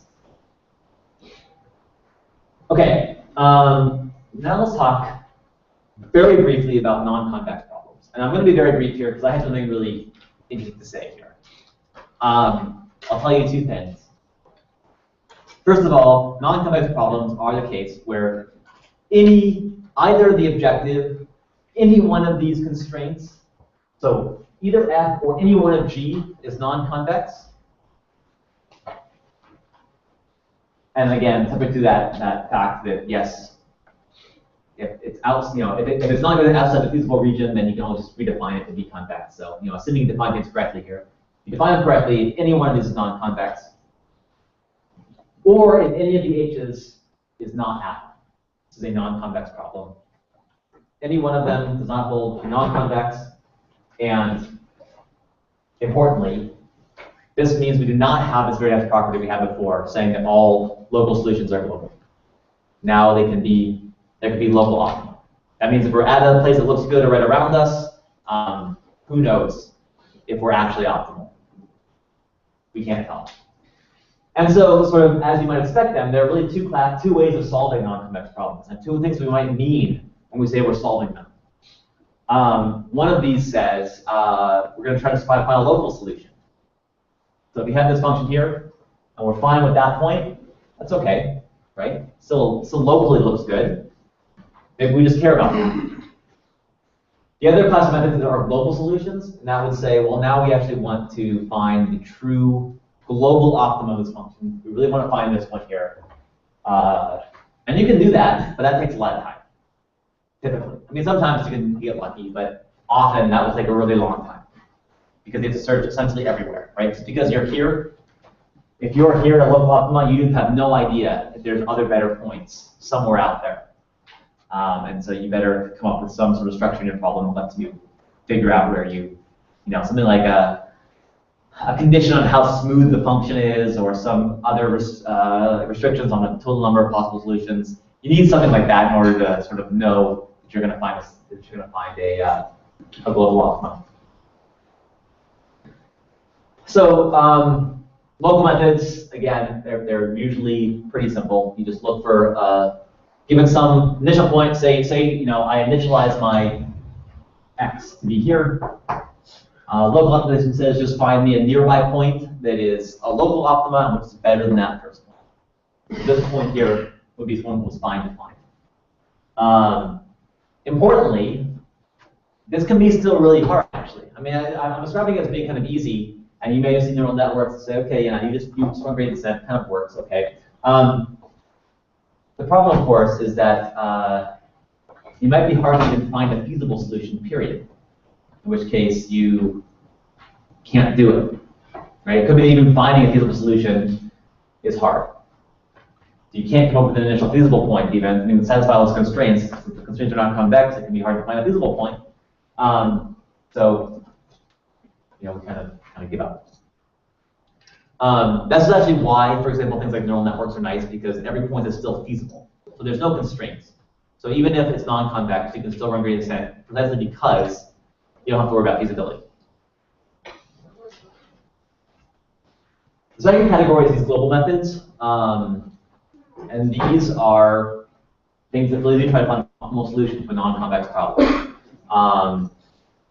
They typically have worst-case exponential time complexity, with very few exceptions. There are a couple exceptions that you can solve non-convex problems globally, but there aren't that many. And I should also say, both these types of optimization are used incredibly often in practice. Right? Local optimization is used all the time in machine learning. Evidence being neural networks. Used everywhere. Same with global optimization. Used all the time. One of the more common global optimization problems for non-convex problems are called integer programs. Or one of the more common non-convex problems are called integer programs. Usually the way that's defined, that looks like an integer, a linear program, but you add the additional constraint that x has to be integer valued. This is now no longer convex. The set of all integers is not a convex set, right? So 4 is in the set and 5 is in the set, but the average is not in the set, therefore it's not a convex set. I guess I answered this question right here. Why? But there are special algorithms. They're essentially based upon search techniques. That can still solve it sometimes. And not only solve it, but guarantee that we've found the globally optimal solution without checking every possible answer. So that's kind of cool, because we can do it sometimes. But it still is, of course, worst case exponential time. All right, so now let me finish up. And I only have 20 minutes left, so I want to carry on this fast. But I'm going to finish up now about, okay, I've defined all these problems. I've talked about convexity. How do we actually solve these things in practice? How do we find a solution to a convex problem? And the answer does vary. And it depends what you mean, also, when you ask this question. Do you mean, how does the computer do it internally? Or how should you go about doing it if you want to solve one of these? These are different answers, by the way. How the computer does it internally is sometimes incredibly complex. But how you have to do it can be extremely easy, sometimes. So first of all, let me answer the question, how does a computer do it? So again, we covered this a little bit when I covered machine learning, because I wanted to cover this same kind of point in the machine learning context. But essentially, for a convex function, we want to find a point for, if it was in 1D, we want to find a point where the derivative was equal to 0. The nice thing with convexity is that we know now that this point is not just locally. For general functions, if you find a point where the derivative is 0, it could be a maximum, it could be a minimum, it could be a local minimum, etc. For convex functions, any point where and let's assume we're talking about unconstrained problems now, any point where the derivative is equal to 0 that is guaranteed to be a local optimum. Therefore, it's also guaranteed to be a global optimum. So if we find this point, not only is this, flat part of the function, it is actually a global optimum. The same is true for for functions that are not differentiable. The same condition actually holds for what's called subderivative or subdifferential. Not subdifferential. So great guarantee here. This is not just sort of a heuristic. This is actually the way we can find a global optimum. So how do we go about finding that point, right? This is all about finding points, or actually I have to say, of course, for the general case, we're talking about gradients here, or subgradients, not just a derivative, where the gradient, just like before, is defined as all these partial derivatives. This is the condition to find an optimal point of a convex function.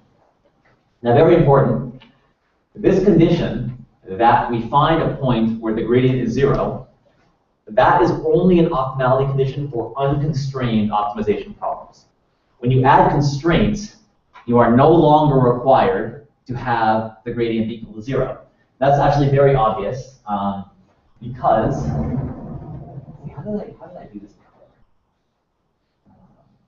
No, I'm just going to erase this. I don't think it's that important.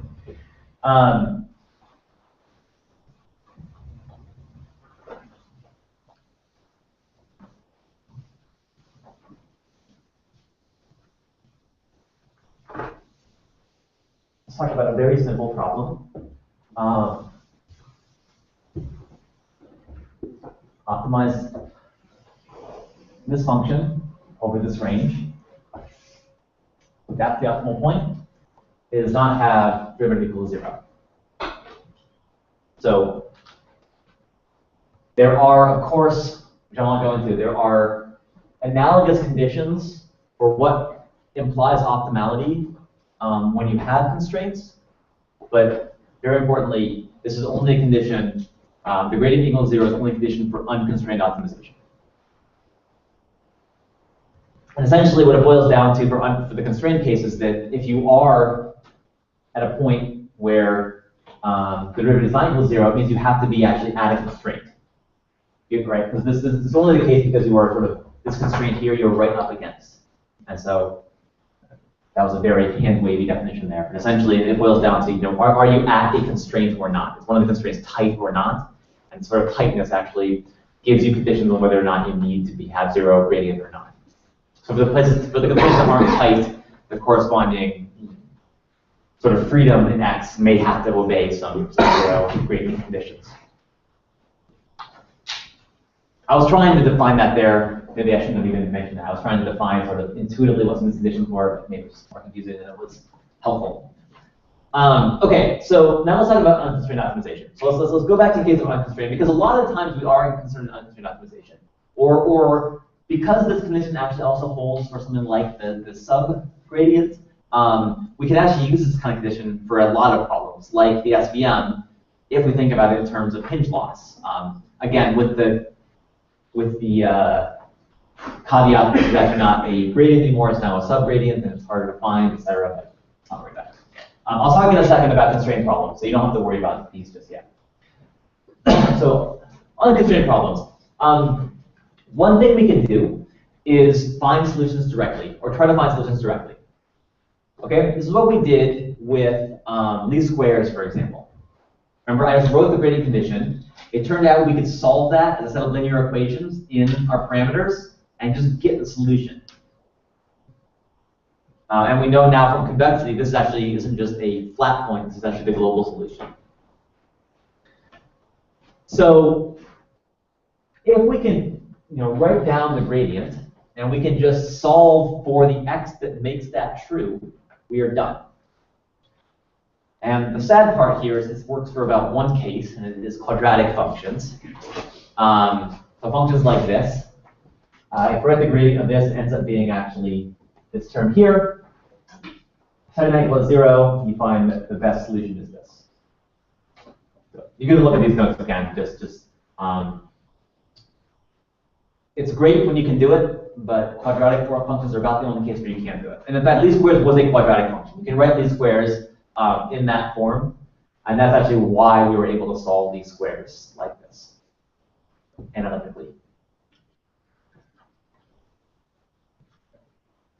And again, for this to actually be a minimum, Q has to be positive definite, positive semi-definite. I guess I should say positive semi-definite. It is the global minimum if Q is in fact positive definite, but just a minimum if Q is negative.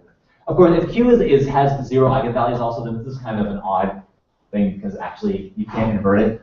For those that have seen it before, if I'm making no sense now, just ignore me for this little section here. But if Q is positive semi-definite and not positive definite, that means you can't invert it, it turns out, and so you have to use what's called a pseudo-inverse there instead, but everything else kind of goes through. Okay, so that's one way to find possibly a point with 0 gradient. Another way we covered also is gradient descent, right? Very intuitive here. The derivative, or the negative derivative of negative gradient points in the direction of sort of going downhill for a convex function. So all you do is you just take small steps in the direction of the gradient, negative gradient, right? So you take your value x. We saw this before, so I won't dwell on it. You take your value x, and you set it equal to x minus some small constant times the gradient.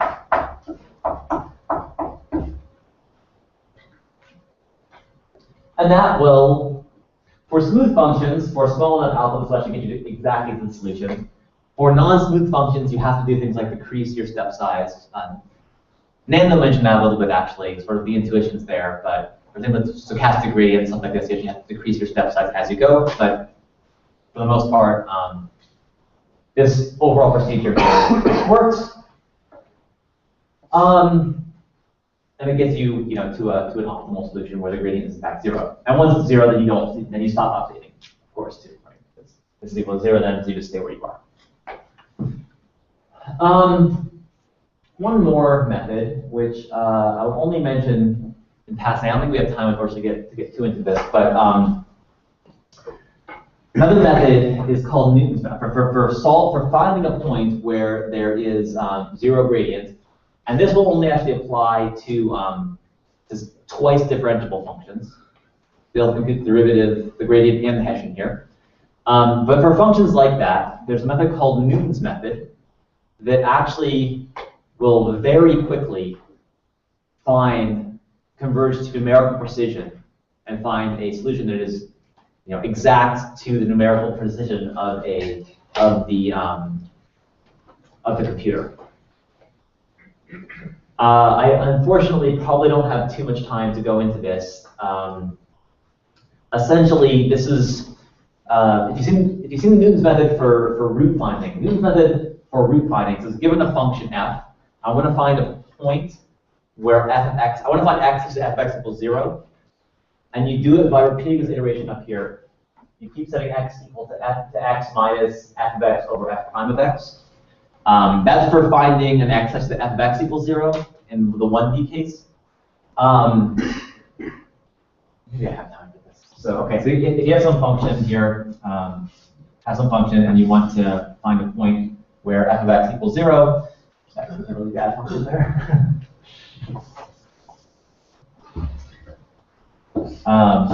What Newton's method does is it basically forms this point, forms the line passes through this point, and then picks your next function to be where that one intersects with the 0 axis. And then you evaluate here, form the derivative again, and then pretty quickly what you'll see is you converge to the point where this function crosses the 0 axis. And so you've found a root, what's called of this function. The idea behind Newton's method for solving optimization problems is that we're going to use Newton's method, the root finding method, to find roots of the gradient. Right? We want to find a point where the gradient equals 0. And so you actually end up using a multivariate generalization of Newton's method that, after some derivation, ends up looking like this. You take x, and you set x to be equal to x minus the Hessian inverse times the gradient. And sometimes you'll need to scale this, just like you do with gradient descent, but sometimes you don't need to do that actually also. Sometimes this just works fine. And that will, if you repeat that iteration, you will actually also get to a point, assuming you might have to do things like use step sizes, but assuming you do all that, you will get to a point where the gradient is 0. And what's very nice here is that this iteration will converge to numerical precision incredibly quickly. Again, when you can do it. So this is how you get, the function has to be twice differentiable, all those other things have to sort of hold here. But if you were in that situation, this will converge incredibly quickly. You need something like log of 1 over epsilon. So if you want to converge to epsilon accuracy, you need log epsilon iterations. Once you're in a certain region, I should say. And log is really small, right? It's like 6 for any reasonable precision that you have. I mean, for really any number, you know, you should possibly think of, you know, for most things, maybe the things we're talking about here are a little different, but, you know, log of some quantity is like 50 at most for anything you actually see in the real world. And so log is really small. But the caveat, of course, is that each iteration here is much more expensive. So each iteration, this Hessian is an n by n matrix. So to compute a single iteration of Newton's method, you have to invert an n by n matrix. That naively is cost n cubed. And so we're certainly not talking about something you can do with trillion parameters. Unless you really split structure a lot, which, by the way, is what a lot of sort of additions to gradient descent do. They sort of get us closer towards Newton's method. Okay, let me just very briefly talk about constraint optimization here. Unfortunately, I have to be a little brief. Because I've been talking so far about the unconstrained case, where we have no constraints, right? In the constrained case, there are, you know, now we don't have a position anymore. It has to be 0. There are other conditions you can do, and actually a lot of methods try to directly solve other generalized conditions. But there are a couple of simple things you can do too. One of the simplest algorithms is called projective gradient. And so what that is that's exactly like gradient descent. So what that is it's just like gradient descent, except after your gradient step, you follow it by a projection operator. What the projection does, the projection finds the closest point to where you are currently in the feasible region. So now, it is not always the case that it's easy to come up with a projection, but if, say, your constraint set was that x has to be greater than or equal to 0, well, this one's very easy to project onto. The projection is, you take every coordinate, and if it's less than 0, you set it equal to 0. So there are problems for which you can do this projection very efficiently, and in that case, this generalization of gradient descent ends up working quite well. And something very similar to this is actually kind of at the root of a lot of optimization methods in machine learning. You can also present onto other things as well, but that's a simple one. And then finally, let me at least highlight one thing that's a little bit more complex than that. And this, by the way, is, well, not quite this, but something very similar. This is how a lot of sort of off-the-shelf libraries that you use for optimization actually work under the hood.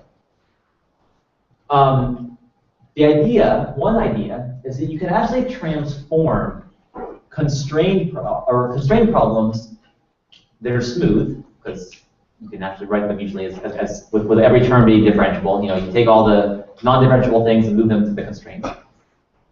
You can actually write constrained problems as unconstrained problems, where you replace all the constraints.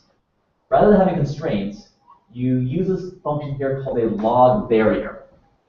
And the idea here is this log term. So this log term, right, if you take the log of negative something, that kind of looks like this.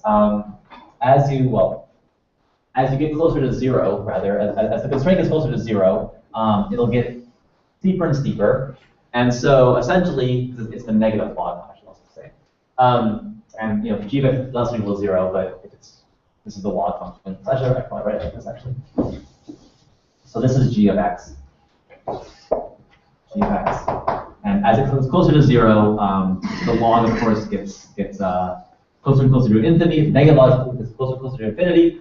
And importantly, we have some scaling parameter t here, where as t goes to 0, this problem approaches the original constraint problem, right? Because as t goes to 0, that term on the left, or sorry, the right, your right, term on the right here, it has no influence on the problem because the weight's very small. T is very small unless that term is actually positive, and then it's infinite. right? So you sort of, as t goes to 0, you have this log term kind of approaching this switching function. And that lets you, therefore, capture any constrained problem as an unconstrained problem. That's very cool. Now, the caveat, of course, is that yes, this is an unconstrained problem, but it is a really hard problem to solve because numerically, it's what's called very poorly conditioned. Essentially, you have this scenario where very, very small changes in x create huge changes in your objective value, which make it very hard for numerical solvers to actually figure out a solution to this on a computer. But what's really, really interesting here, and this took a long, long time to prove, by the way, that you can actually do this. So this is not obvious that this works at all. But what you can show is that by very carefully scheduling how you update that t parameter, you can find a set of problems that are all solvable on a computer, that are all conditioned well enough to be solvable, and which converge to the global solution of the constrained problem, to numerical accuracy. And so actually internally, this is almost how a lot of actual solvers work. So if you've heard of any sort of convex optimization problem solvers, things like nanometric, like C-Plex, for certain problems, this is actually how they solve it. Or something very similar to this. Okay, and so let me then just conclude with one more thing. I took you through quite a set of things you can do. Gradient descent, Newton's method, this crazy log barrier stuff that has all sorts of sort of weird conditions. You have to schedule this something, right? That sounds pretty complex, and it is pretty complex. So the thing that I want to sort of impress on you also is that if you have to solve a problem like this, do not try to write one of those things. These things have already been written. They already exist. Just use an existing library. And in particular, in the last, say, 10 years, a bunch of libraries have come out. The things like, well, actually, it's longer than 10 years because the OR people had this way much before we did in computer science. But things like CDX, YALMIP, or newer ones, CDX Pi for Python, these libraries let you write convex problems almost as you just want to write them originally. So almost like the max of this and this, and it just does all the work for you, forms them into the proper form, solves them with some existing library, etc. So you can actually type in problems almost exactly as you want to write them into a language like Python or MATLAB, and just solve them. And this is a pretty new technology. I mean, these things like AMPL and GAMS have been around for a while, but a lot of this has just sort of become up in the last 10 years, say. So let me just show you, this is my last slide. Let me just show you one example of this. This is a solution to the Weber point problem. In fact, even a constrained Weber point problem in Python. And the actual code here is 2 lines of code to find the Weber point. I'm using a library here called CDX Pi. And essentially what you do is you say the function here is equal to the sum of a bunch of norms. The norm is z minus x for all the x's in this range. And that's actually it. That's the code. And then you just solve this, subject to constraint, these have to sum to 0. So you can play around with this. You can just Google CDX Pi or CDX or any of the other ones, and you'll find them. The idea here is that there's actually a lot of work happening behind the scenes to transform this into, first of all, a constrained problem, a smooth constrained problem, and second of all, one that can go into a standard form solver that be solved by a interior point barrier method, they're called, or interior point primal dual method. It's an even fancier one. There's a ton of stuff going on behind the scenes here that you don't have to worry about. You just write minimize what I want to minimize, subject to the constraints I want to impose, and it solves it. Again, don't try to do this for problems like you deal with, like I was mentioning here, where you have 1,000, not 1,000's fine, where you have a trillion size variable z. That will not work. It will just stall out, take forever. But for problems of reasonable size, you can find an exact solution, exact numerical precision by doing this.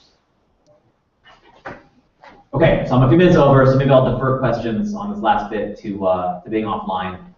But thank you all.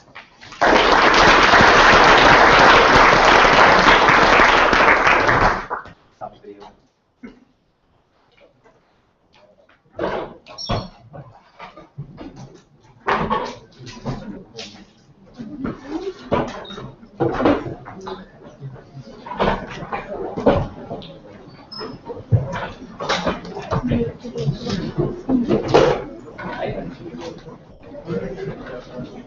Okay, yeah.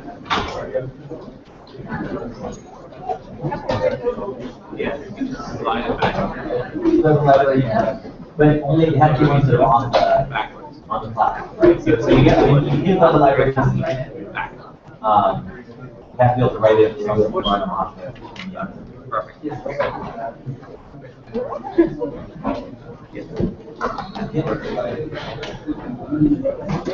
Well, no, because I mean, there's no need of doing training, right? This is the actual model, and you're supposed to evaluate it. Yeah, sure. I mean, otherwise you couldn't think of it. You have to include some model. You can't do a whole lot.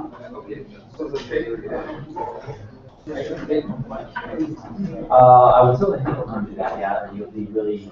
I mean, there's A, training data is not on the server, so I don't know how you would train online. And B, I think that's right. You can train online, but I think that's smart.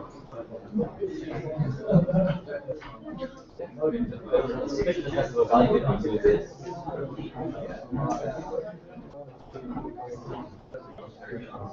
And it's all that we have so many. Oh, I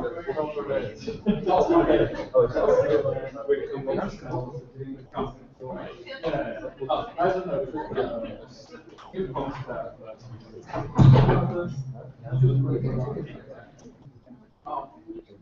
Yeah.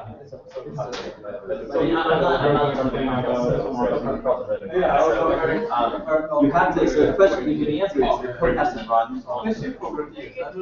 You try everything out you want on your own computer, you can whatever code you want, but it has to run on the From that, you could work.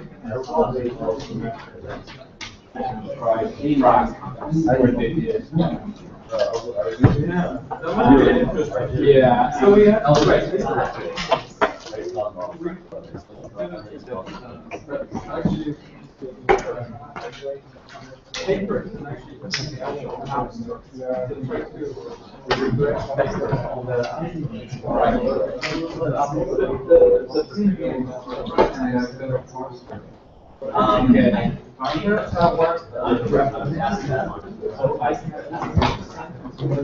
Just email it to us. That's not here.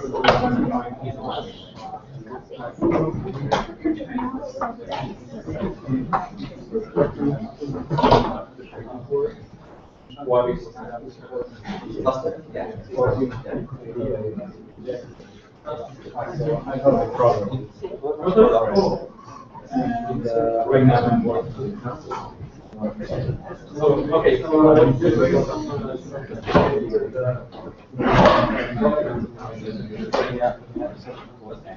I work in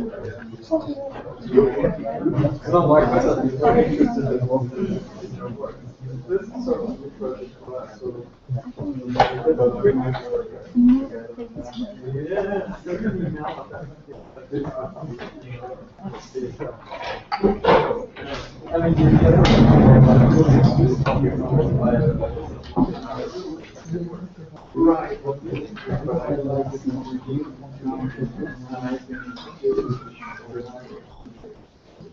Oh, it's been 10 years, 20 years.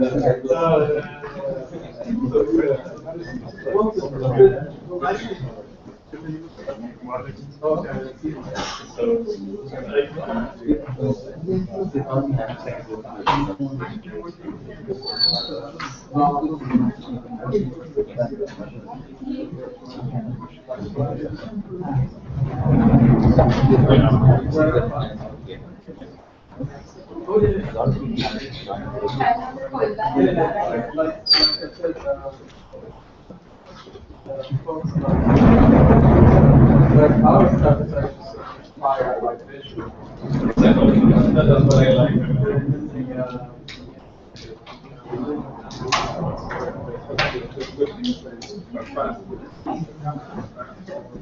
words. Yeah. We love the train. Right, exactly. No.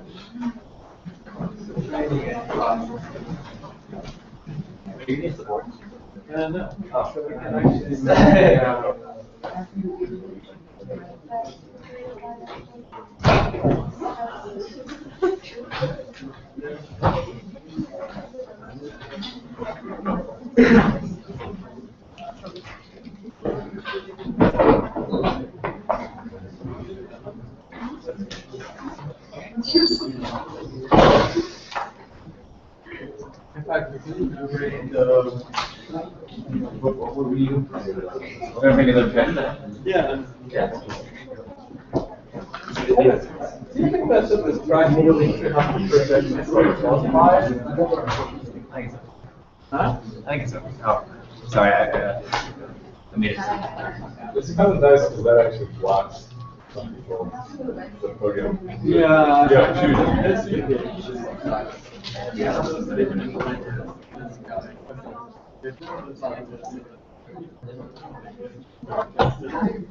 Yeah.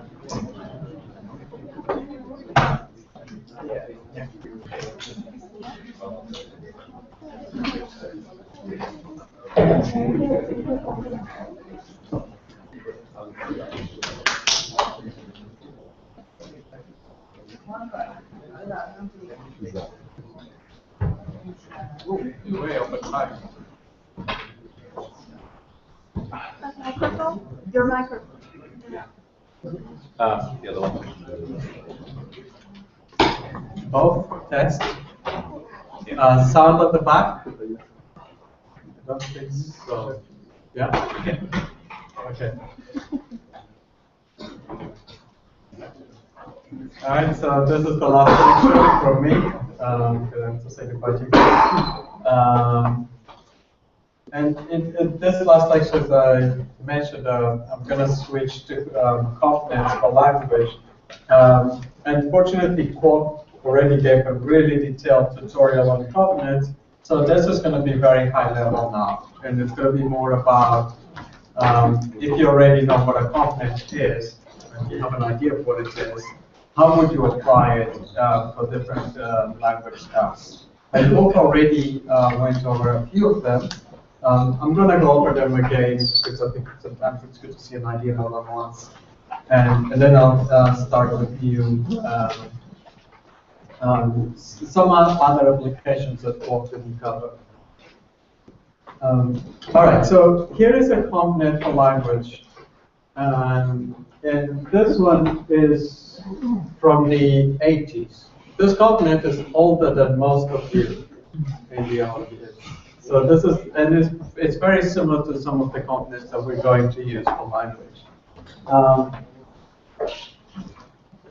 These 1D components were called time delay neural networks. So if you're implementing convolutional neural networks for one-dimensional data, like maybe just a speech signal, or maybe you have just a time series of some kind, then don't just Google for components, also Google for time delay neural networks, because it might be that someone already worked on the same problem that you're working on.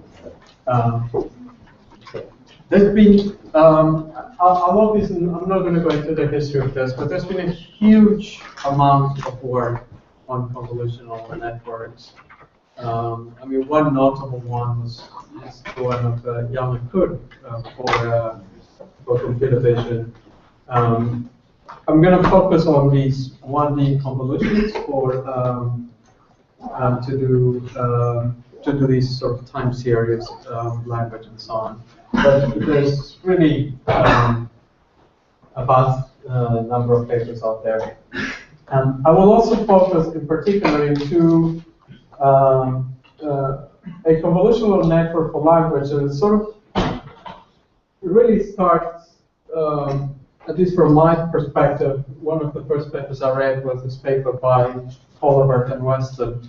And they have a few more papers on this, and in particular they have a paper titled Natural Language Processing Almost from Scratch, which is very good, which is, if you're interested in convolutional networks and language, I would definitely recommend you actually start there because they show how a single component can be used to do sort of traditional tasks like part-of-speech tagging, chunking, named entity recognition, and so on. Here I'm going to focus on some other tasks, and a lot of what I'm going to talk about sort of builds on a more recent type of component by these guys here, now Ed and Phil, who are my collaborators in Oxford.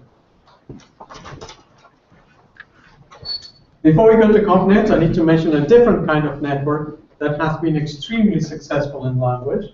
It's the recursive nets. And Richard Sauter and his collaborators, Andre, and so on, has actually written, a large range of papers on this, and they're very good. They're excellent. So that's another pointer. Like if you want to get into language and neural networks, you should definitely examine this work because it's awesome work. So they rely on using parse trees to train these networks. And like the nice thing about doing that is that they actually can get these sort of you can have an analysis of, for example, of a sentence to extract, say, sentiment, which takes into account grammar. And it's very neat. It's very clean. They can even go and apply this sort of into images. And so with a bit more supervision, in particular, having the parse trees, having labels at the word level, and so on, the more supervision you put into this, the more sort of sophisticated a tool you could do. Instead, I'm going to go with the components. And in the components, one hypothesis is that maybe if we have ways of learning the structure of these components, maybe we will learn to parse. Maybe grammar arises from learning, as opposed to grammar being in your head. You being born with grammar. This was a huge debate in linguistics. I don't think we can answer this question. Nonetheless, I will investigate this approach. I think both approaches are important and worth investigating. All right, so Quote introduces, I was told, remind me not to use this pointer, because you can't see the pointer in the video. So Quote introduced us to convolutions. And in particular, here's sort of a repeat of what he showed us. We have one, we're essentially moving one filter over a sentence. So we start with a sentence. A word is encoded as a vector. So this is the word embedding. So this is also an unknown. We have to learn this. So basically,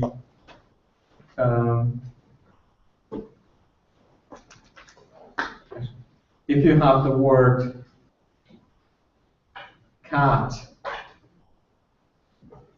you create a vector with many zeros and a 1 in the position that corresponds to the word cat. Many more zeros. And then this is essentially the matrix, this matrix there, the matrix S, that has parameters W1 to WS. So you can think of this as the input, and this is just a linear regression. These are parameters, and we learn them. So the word embeddings are also parameters that we have to learn by backpropagation. After this layer, we do convolution. And what we do when we do convolution is we take a filter M. In this case, the filter has size 4, and we move that filter over the, right to. So if this is the filter and this is the language, you sort of put the filter and you move it over. And every time you move it over, you compute an output for the filter. And so it's the same. So another way to think about it is in terms of parameters that are types. So the colors there indicate that the things that are blue is always the same parameter, just as Bob explained. Now, convolutions are sort of pretty much all the same. However, you should be aware that there's different ways of handling the boundary. So the question here is, like you can see here, there's two possible ways to handle the boundary. One is to just narrow, basically start with the boundary and the convolution at the boundary and end at the this is sort of narrow convolution, and you end at that boundary. And then the problem with this is that you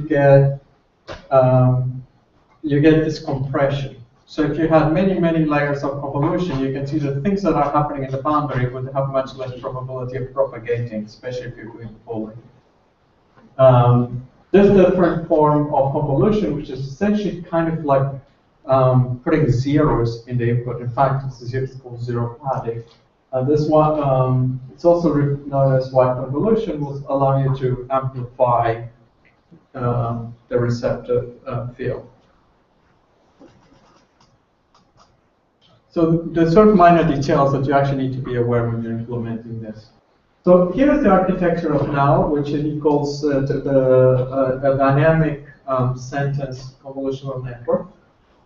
So you have a sentence, like the count sounds on the mat. And then these four guys here are the embeddings. So each of these words is embedded into a four-dimensional space. So this is the space of each word. And then he does this convolution, and he does the convolution separately over different dimensions. That was his design choice. I will present later a different way of doing it. He does the convolutions this way. I mean, I think greatly because of speeding up things. He picked up this design. Once you do these convolutions, he has to do pooling. And the way he does pooling, instead of doing the way Quark was doing, so Quark was looking at the image, looking at 4 adjacent pixels, and then picking the max of 4, max pooling. Here you're just going to try to find for each of these guys in the sentence, each of the words, you're going to find, say, the 5 max responses, and you pick those 5 highest values, and you concatenate, and you form the pooled response. Once you have that, you convolve again. So then it's just basically applying the same layers. And at the end, he introduces this operation called folding, which is adding over the different words, and eventually has a fully connected layer at the output. So that's his model. And when he tries this model, this convolutional model, so it's very similar to the type of things that you do in vision, but with a few slight different layers. When he tries this model on classification task, he does it for many tasks, but his results always look like this. You can look at his paper, you'll see that he always beats competing classifiers for these language styles by quite a significant margin. And I know this particular data set, I've played with it for quite a bit. And being able to get that margin that he's getting there is non-trivial. More importantly, going back to this question is, can we learn grammar? So he starts looking at the filters, and he has 7 weights for the filters, and has 7 columns here. And then he looks at what are some of these neurons or units sensitive to. And he realizes that some of these units are sensitive to expressions like not only but also, and as, and so on. So you start seeing that you start to capture some sort of grammar from the language. Okay, let's look at now, I'm going to go over a bunch of applications of provided you can train a ConvNet for sentences, what would you do with it? So the first thing is you could move away from this way of doing translation. So in translation, you sort of go from one language, you try to find some latent representations, logical representation, and then you go to another language. I have no idea what it says here. He's smiling. I hope I got this slide from Phil Glass, and hopefully he's not playing a joke on me. The new trend is go via ConvNet. So translation should be done just with a single ConvNet into it, and it will be the case that such models will. There's so much work going on right now on convolutional and deep other models, deep learning for translation, that I think it's not going to be. It's just going to hit the news very soon that it outperforms the state of the art in speech, sorry, in translation. So I think that's the next winning application. Phil had an interesting, a few different models that he tried with now for translation that I quite like because they capture something that's much more general than just like what you do for language. And so in particular, he has this model where he goes from English, he encodes, then he decodes to a French sentence, and then he uses a recurrent network up on top, which gives you a language model essentially, and then it's trying to predict the next word in French, given the previous words in French, but also given the embeddings that come from the sentence in the other language. So that's sort of, and the recurrent net is nice because it can deal with, you're adding one word at a time, and it's variable length. So one of the problems with going with, say, an multicolor architecture is that the number of output words varies depending on what you're translating. And by using a recurrent net, you have something that's that you can handle arbitrary lengths. So I can understand why convolution filter would work on a division exercise, but if used for a sentence, if all the weights are same for that filter that we are moving across in a sentence, the structure, it's not as the same as vision because you're applying the same filter on the entire sentence, so the whole grammar cannot be applied to the same, or the same way will not make a, Because you're concerned that you're applying the same thought to the sentence. Well, it's the same idea, whether a word has moved. You're getting some invariance to where the word might occur. But the context, it's context dependent on. Oh yeah, so eventually you do aggregate, and so the higher layers do take into account the context. So in particular here, with the ConvNet for sentences, what's very clear is that it's not a bag of words model where the words are independent. The order does matter, and that sort of gets propagated up to the top. So they're actually much more sound, and I think that the reason why they do so much better than the other models is because they are actually taking into account the order. So in that sense, it's like images, correlations.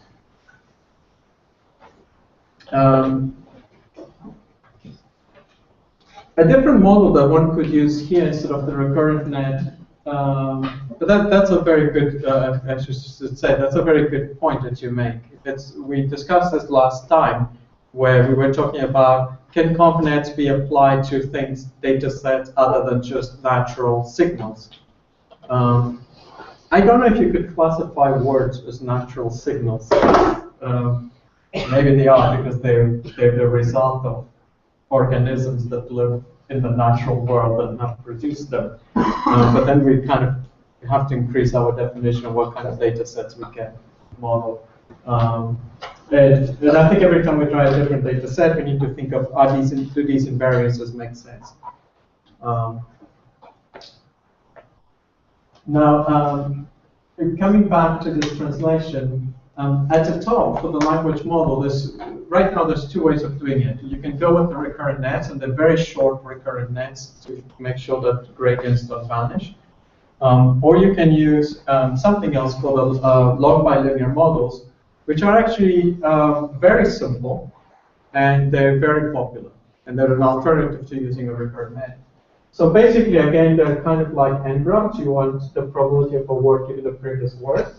But what you do is you embed the word. So R of W, think of it as the embedding of word W. And then what you have here is just an MRF like the one that we went over yesterday.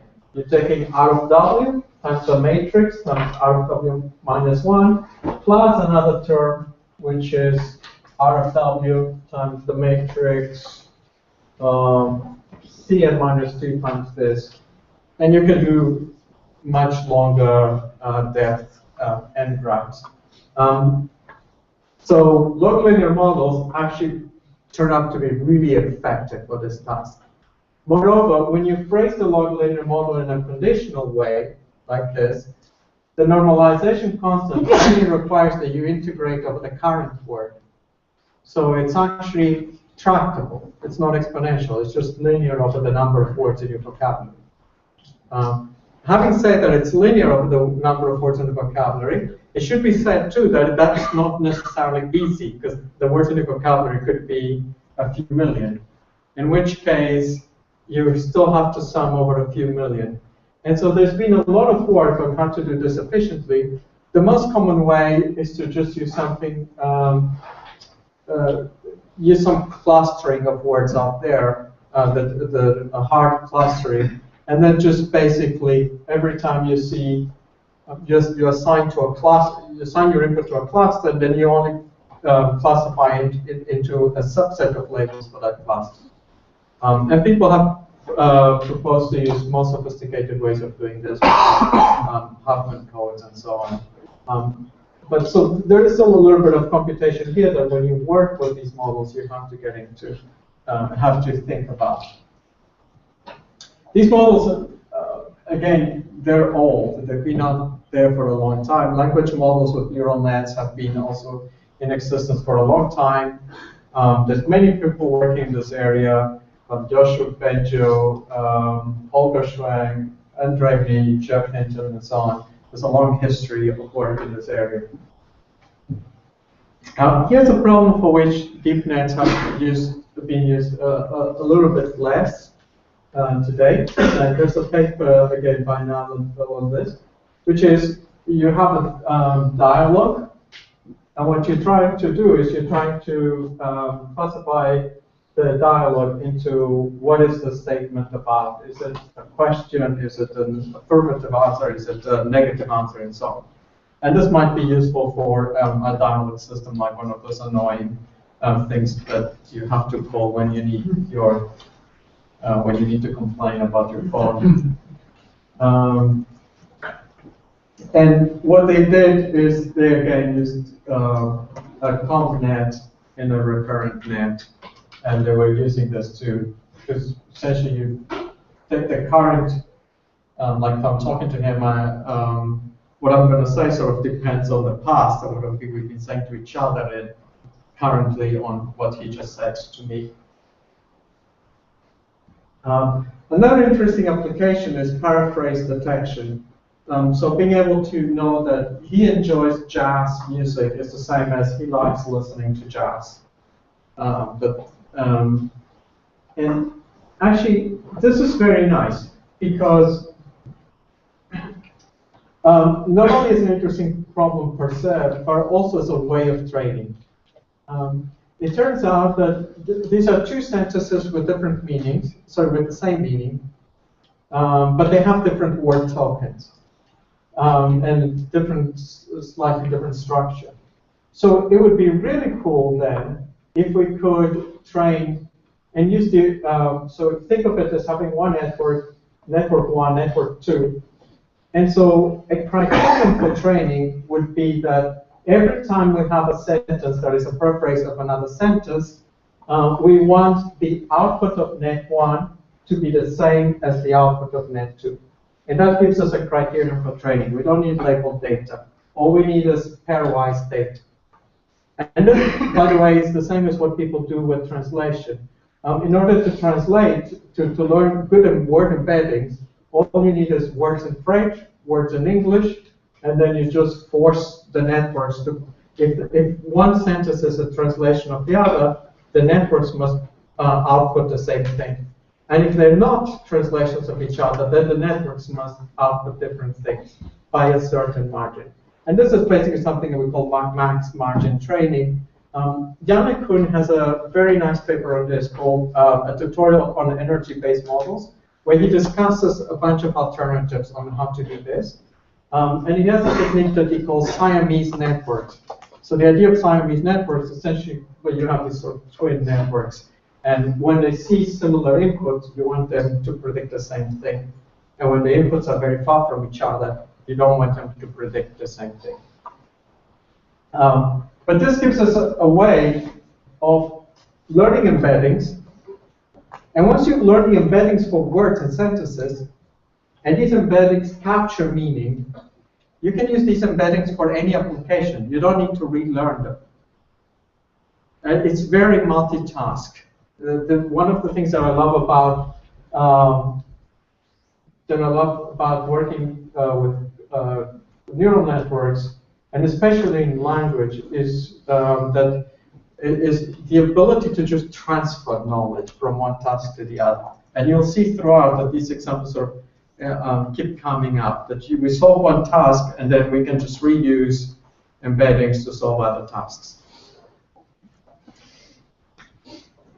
Here's another example where we can actually use questions and paraphrase questions to learn embeddings.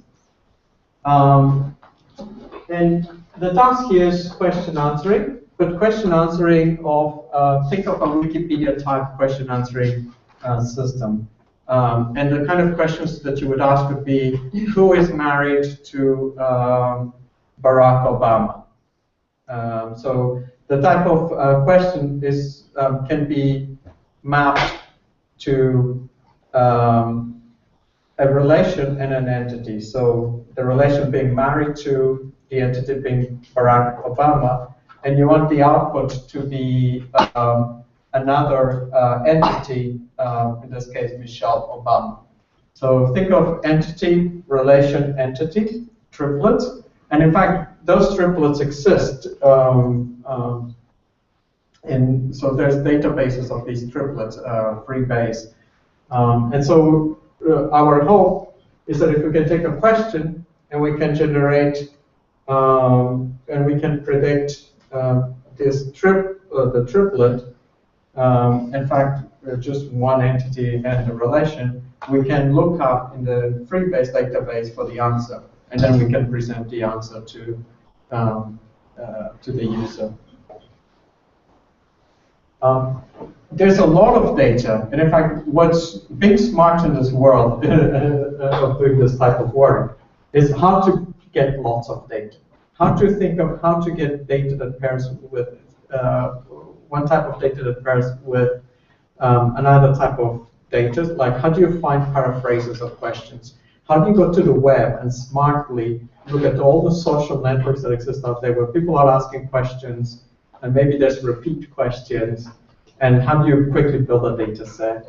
Likewise, if you have triplets of entity, relation, entity, how do you generate questions automatically from triplets? And these questions might not be perfect, but if you can generate many questions that somewhat capture grammar, then you can use them as training data. You can train a ConvNet. But like a big part of this is actually getting the data. Once you get the data, getting the ConvNet is just back to the good old machinery. And then once you have the embeddings, then you could try to predict a query or into a database, just again by using a log bilinear language model or using a recurrent net, and so on.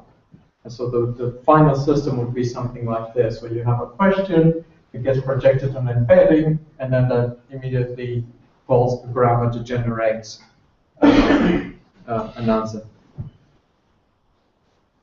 Now, everything I've talked about so far is for sentences. So we keep the structure of sentences.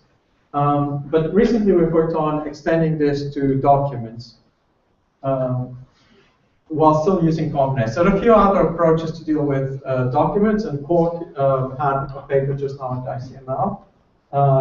It's a slightly different approach. The Convex, I think, is just very simple, and it's fast, and it works. So here we're going to do things slightly differently. We start the same as before, and the idea is we're going to, in this case, we have two sentences.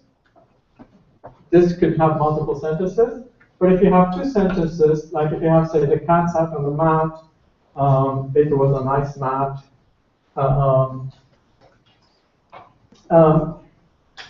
In this case, we're going to do the convolutions over all the embedding dimensions.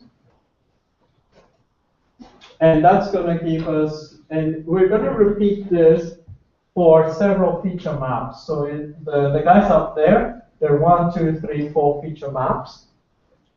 This is the pink feature map, and then we're going to do another one, blue and so on. Then we do dynamic pooling. So again, we pick 3. By the way, the word is dynamic because we look at the length of the sentence. Depending on what the length of the sentence is, you might choose 3 or 4, max 3 or max 3 or max 5. So as to be invariant with respect to the length of the input sentence. And once you get that full representation, at that stage you have you build a sentence model, and then we just integrate the sentences. So we have the green sentence. We basically unwrap the matrix to create a vector. And we have the orange sentence, and we have several sentences, and we keep going with processing the document. Now, I've sort of told you how to go from words to sentences to documents. However, and this we didn't do it just because, like all grad students, Misha's gone to Facebook, and the other ones have gone to Google and so on, doing good work there over the summer. But the other things that Misha was, and the things that becomes obvious that you could do is you could keep going down to characters and so on. There's no reason why you should just use these 3 levels of representation, but these networks would allow you to be to capture very nicely these hierarchies that arise in language. Characters, morphemes, especially morphemes, I think are important. There was a nice paper at ICML this year where they sort of applied logarithm models and so on to language, and instead of using all the words, they actually do analysis of morphemes and only consider. So if you have a word like unkingly, that word is unlikely to have appeared before in your vocabulary. But you all recognize what unkingly means. And that's because you know what "ang" means, and what "li" means, and what "king" means. So if you can break a word into its morphemes, you actually realize that those morphemes already exist in your vocabulary, and this is why you can sort of deal with new words. So if you want to keep the vocabulary under control, using morphemes is a good idea. Okay, so basically in summary, the model looks like this. And what it is an associator, because it's a way of taking one type of information and being able to essentially take convolutional pooling architecture and being able to combine it with other convolutional architectures into another convolutional pooling architecture. So think of a triangle going this way. And it seems that in deep learning, these are the 2 big problems. How to go this way, and then how to go this way. And make it variable length according to the problem. So how to associate and how to disassociate. Leon Boteau has a very nice paper on, I forget the title, I think it's Deep Reasoning, Deep Learning, where he also goes about these arguments of transfer and associating and disassociating. I think we still have to do a lot of thinking to how to do these properly. I've shown you some examples But it would be nice to have more general theory of how to do this well. All right, so you can use the model for classification, and it does a pretty good job at classification. But I think more importantly is this other application that we're excited about, which is summarization. So in particular, we would like to know which words are, if we have a bunch of reviews, so I'm going to pick up the following data set. I'm going to use reviews, and I'm going to use their star ratings of their, say, their scores. And creating such data sets is easy because they're all out there on the web, so it's very easy to get data of this form. And what we're going to use is if you have a review and you have to change a word in the review, which of the words would you change in the review that would mostly affect the number of stars that the review gets? Like, for example, if the review just says the acting was sensational, if I remove the word sensational, it's probably not, that sentence is no longer going to be predictive of the 5-star, and so on. So I will approach this as follows. Imagine that f of x is the neural network. So the neural network has input x, and the output of the neural network is f of x. And this is the language, the full document model neural network. We're going to do a Taylor series approximation. This is a nonlinear function. We're going to approximate the loss function of the label and the network prediction by wx plus b, where w is the derivative, as in a Taylor series. However, instead of using the output y's, usually the losses between y and f of x, we're going to take the label and we're going to change it. So what we're going to do is we're going to take the input, we're going to feed it through the network, we're going to get a label, and then we're going to change that label. In other words, we're going to make it more offensive, if you will. So, basically increase the error. Finally, increase the loss, and then by looking at the derivative at that w, we can actually then tell what are the inputs that will change. By looking at that derivative, we can figure out which terms do change the loss the most. Now, this technique was actually used in computer vision with deep nets. And the reason why they were using that is because they wanted to know which pixels will be more predictive of a classification in an image. And by doing that, they're able to get some pixels that basically indicate where, say, the monkey is, or unfortunately, it doesn't come out nicely in the projector, but you should see in the slides that it very nicely captures features of the washing machine. And it also allows them to get some pretty nice visualizations for dumbbells, cups, formations, and so on. It's a way of sort of trying to visualize whether the network is doing the right thing. So we use the same thing. And so the input is a sentence, and we want to see which sentences are salient. And then what we do is we use only the salient sentences as the summary of the document. So let me actually go to the next slide first. So if we have some text, some reviews, you try to identify, say, 2 sentences, that if you had those two sentences would be enough to capture everything that the review says. Or maybe 3 sentences or 1 sentence, that's depending on how many sentences you would like to have. So a common heuristic is to use the first sentence and the last sentence of the review. And if you try that heuristic, you'll see that it's not so bad. If you have documents, in fact, when you use, well, I don't know that Google does this, but in the old days, it was clear that it was just sort of picking up the top thing from any page, the top few sentences, and it was using that. By these days, there's a lot smarter things. Nonetheless, that heuristic is a hard one to beat if you're doing summarization. This model does not always pick the first and the last. Actually, for these examples, it doesn't, because here the heuristic fails. But what we can do in order to test these models is the following. In the case of reviews, we actually have a label for the review. For each review, we have a label. And so we can build a classifier that predicts, from the review, predicts the label. And in fact, we've built such classifiers. Now you can do the following.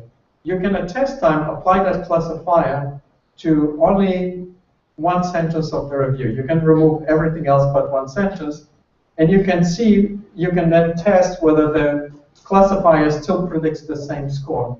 If it predicts the same score for all documents, in a way that means that you've picked the right sentence. Okay, so you haven't lost meaning because you're still making the same decisions. You would still rate the movie 5 stars based on that review. So with this, we can now do large-scale evaluation, which is very hard. Otherwise, we have to rely on humans looking at these, which would take forever to find good ones. So when we do that, then we realize if we were picking sentences at random, if we use the whole review, the classification performance is 83, but it quickly starts dropping. Whereas if we use sentences picked by the summarization technique, performance doesn't deteriorate as much. So you can remove sentences, and you will still get pretty good classifications. So in fact, it hardly drops when you even just use 2 sentences to describe the whole review. So summarization is a good thing. But in a way, we now have picked sentences. Another thing we would like to do with sentiment is you can think of the labels of the reviews as to sort of interpret them as a sentiment of the annotator about the movie, about the review, in this case. And what you would like to do is being able to get sentiment about an entity. So you might have a review that said that the acting was superb, but it's a pity that they had to choose that director. And so you would like to be able to now go from sentiment of review to be able to assign sentiment to the director, the particular name of the director and the actor and so on. And you'd like to answer questions like, how good was Tom Cruise in that movie, and how good was Tom Cruise in the other movie? What is the sentiment about a particular entity this year? How do people feel about Obama today, and so on?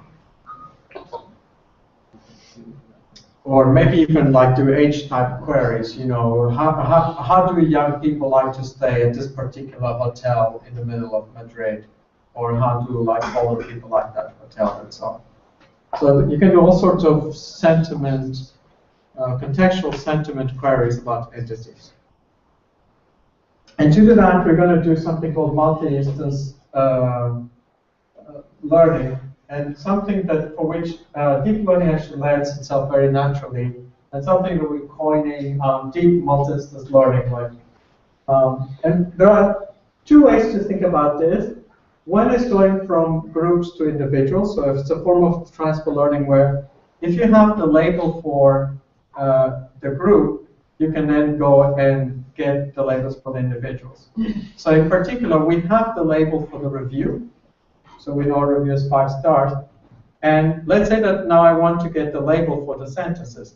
How would I go from a label for an entire review, for an entire document, to being able to label every sentence automatically? And subsequently being able to, so that's what we call a mild transfer, and subsequently, in fact, being able to just label a single word automatically. And the gist of the idea is we'll first train the document model, and then we're going to reuse the embeddings of the document model, and we'll use those embeddings to predict the sentence. To predict the sentence sentiment, and eventually to use the word embeddings to predict the word sentiment. You can think of this as also as privacy breaking, because provided you have features, if you have labels for a group, for a community, with these features, having learned, so if you take a group, a neighborhood, and you have labels on how the neighborhood voted, how different neighborhoods voted, and you have features for individuals, you can figure out how individuals voted. So you can spy on people, provided you can learn the features. And this is an old idea that's also related to association, alignment, machine translation, in fact. And as I showed you with this example, recognition. So imagine that we're doing an object recognition task, and you have images and captions, and let's say that these images are segmented, and we know a feature vector for each segment, for simplicity. And suppose that you wanted to build a boat classifier. Some images are labeled, like you know that the label there for boat for that image is 1. That's trees. You have a label, so that label should be 0 for the boat classifier.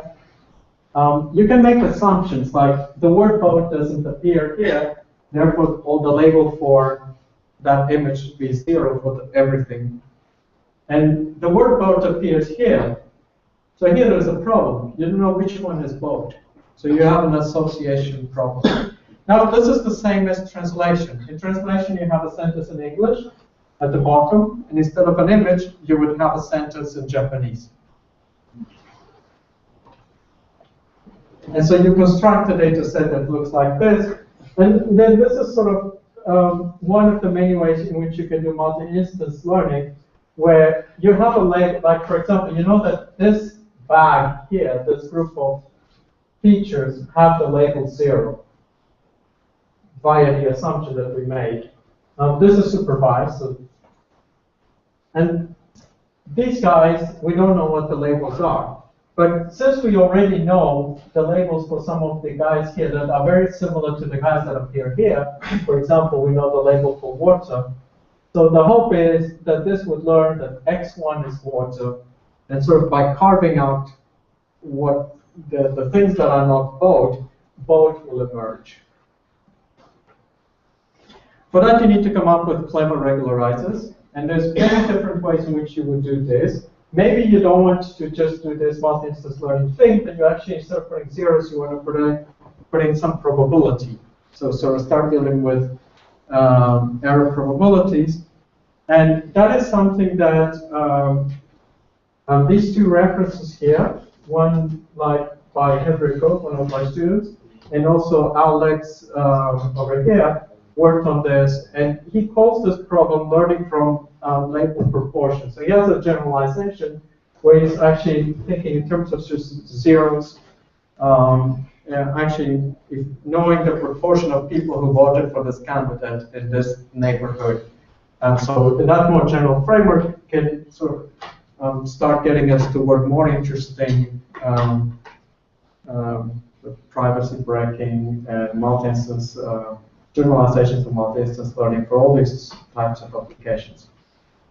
So even though the data, the sort of idea where you have labels for groups might not appear naturally, some other problems like association can actually be mapped to it. And so we can solve one, we can solve these other problems.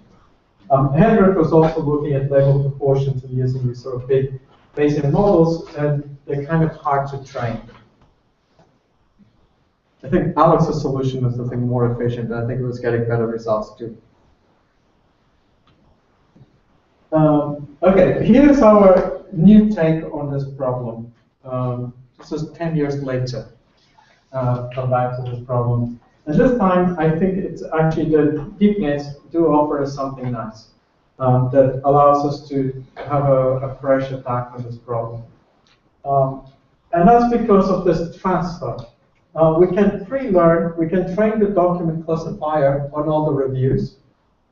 Once we have the document labels, we can then try to construct a sentence model. So we have from here, these will be the sentence embeddings, X.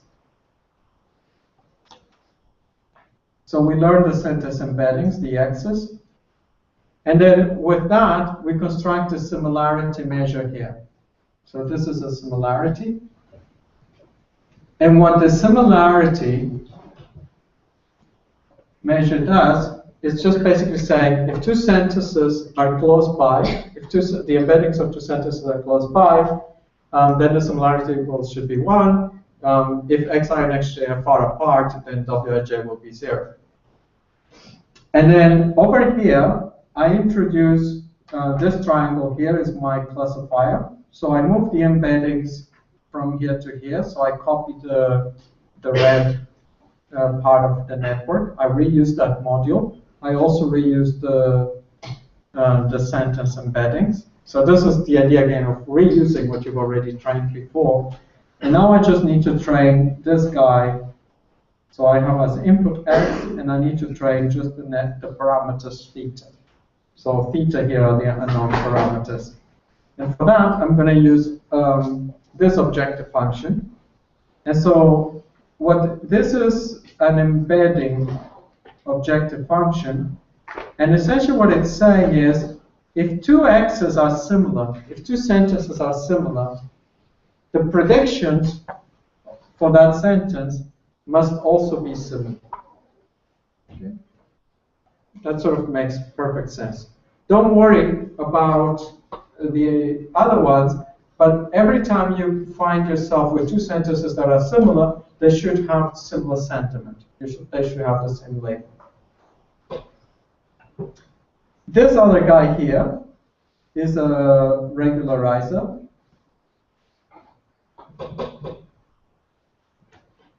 And the tricky bit is constructing these regularizers in these problems. So this makes sense without the regularizer, though, because you would quickly get the general solutions. Like if you're minimizing, you get y, all the y's being equal to 0 would solve the problem. So to prevent that, what we want is we have several reviews. And if you sum over all the sentences in a review G, you want the sum of the sentiment of the average of the sentiment of the sentences to be the average, to be the score for the review. So here SG, I should say, SG is the label. The label for the review, number of stars saved. And so you basically want to say that the average over all the sentences should give you the review that you have, the score that you have for the document. Not always necessarily good. You could come up easily with counterexamples for where this regularizer might not make sense. But I think on the average, it does a pretty good job. This is sort of a continuing. I think there's more work to be done here. And certainly the work is in coming up with better regularizers. So one could improve performance by coming up with better regularizers. But this by itself does a very good job. It's able to look at the review and extract from the review which sentences are positive, which sentences are negative about that review. So you can actually project the sentiment. You can also evaluate this heuristic of summing the sentiment of the sentences, averaging the sentiment of sentences as a way of predicting the sentiment of a document. And if you do that, and we compare to like the state-of-the-art techniques, we actually find out that we're pretty close to state-of-the-art. So we're not state-of-the-art, but we haven't lost much performance. This is just sort of proof of concept that we could still use this heuristic in order to predict the sentiment of reviews. Of course, that's not our interest. Our interest is predict the sentiment of sentences to do transfer. So to do that, we had to construct a data set. So I had to keep my student in the lab for a whole week labeling sentences. Demetrius, that was a great job. Thank you. If you're watching this. And he will make that data set available to the whole community. And so, and it's hard. because you have to verify do it a couple of times, because you want to make sure that you're always assigning the same label to each sentence. Some sentences are actually quite hard to parse by themselves. And here he compared against a very nice sentiment predictor, one I think is state of the art, not state of the art, but one of the best out there. And this is by Richard Soldier. And you can actually go online and you can use it. And so these results were for when this experiment was conducted a few weeks ago. The nice thing about Richard's sentiment is that if it makes a mistake, you can correct it, and he takes it as data. Again, Richard's recursive net requires a lot more supervision. You actually have to give supervision at each element. Whereas here, the supervision is very distant. We take the supervision, we basically need labels about the reviews, and then we can actually get labels about the sentences. So the input is very small. So you could think of a framework where you use this to label, and then you give this data set to Richard, and then Richard sort of puts them with the sort of bootstrap to approach. But on this sentence data set that we constructed, you can see that for 100% recall, the transfer technique actually does better than one of the best methods out there.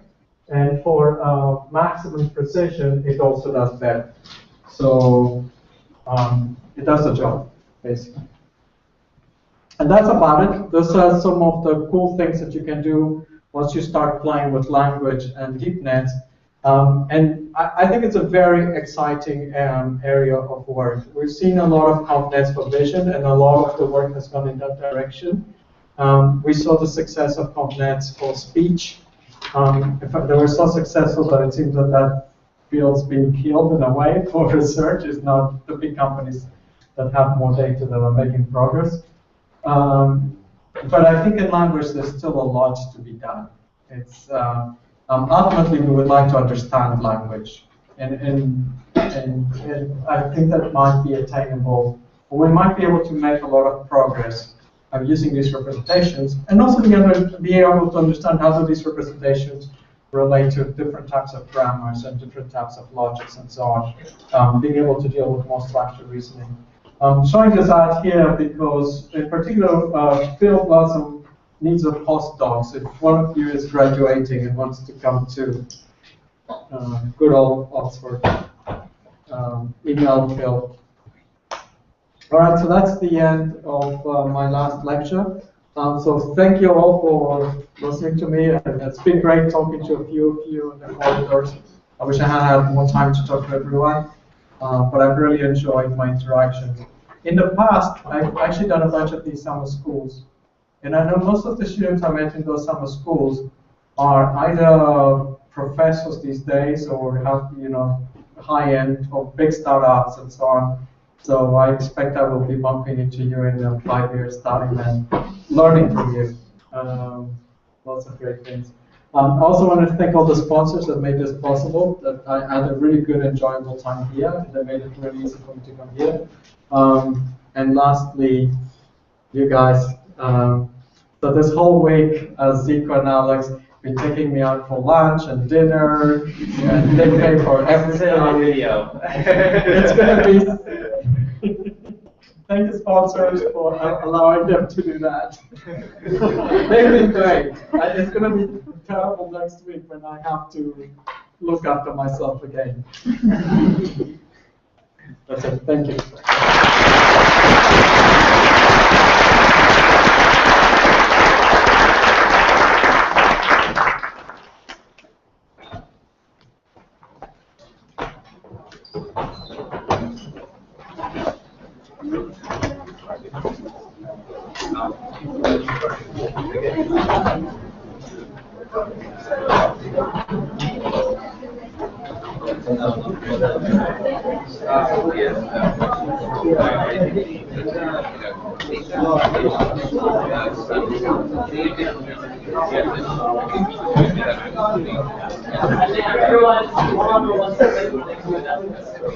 You can just stay for. Guys, don't run away yet. Don't I run away, think yeah, something you really might miss important it. to tell you. Okay, so some important. Sorry, I should rush down this immediately.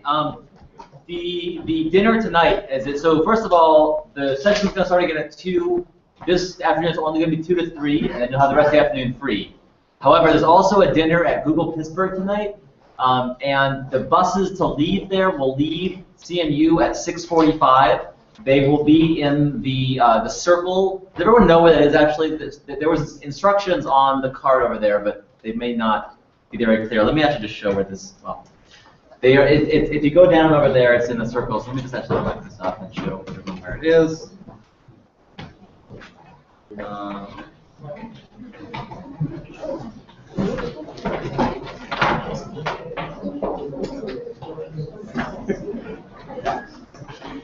So details are also on the note sheet. Yeah. That's that you probably got at the registration desk. You do have to fill in the note sheet, but it says like between building something and something on the map, which I don't think it's going to show you where it is. So more precisely, here is where it is. So just that's not there.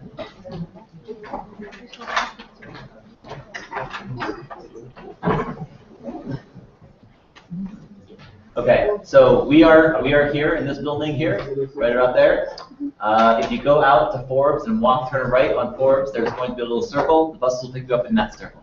So very simple. It's also on the sheet on your handout. It leaves tonight at 6:45. That's all on your handout sheet. And maybe I should, while I'm at this, I will just post this link here. Because this is also where the bus will come get you tomorrow for Kennywood and other things. So I'll post this link. Importantly, tonight 6:45, tomorrow 10:45, right? So tonight 6:45 to go to Google, tomorrow 10:45 to go to Kennywood. And I'll post this link with those times to the Google groups. Okay?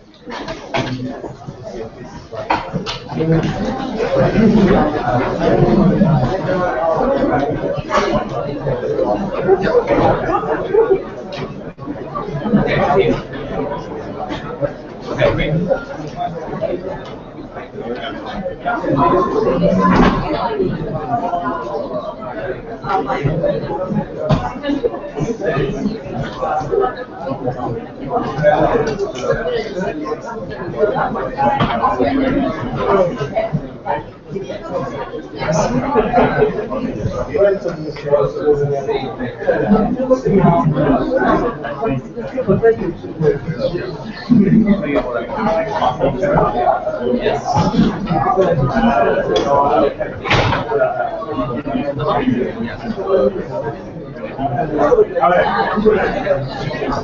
Okay, so now I just start the broadcast.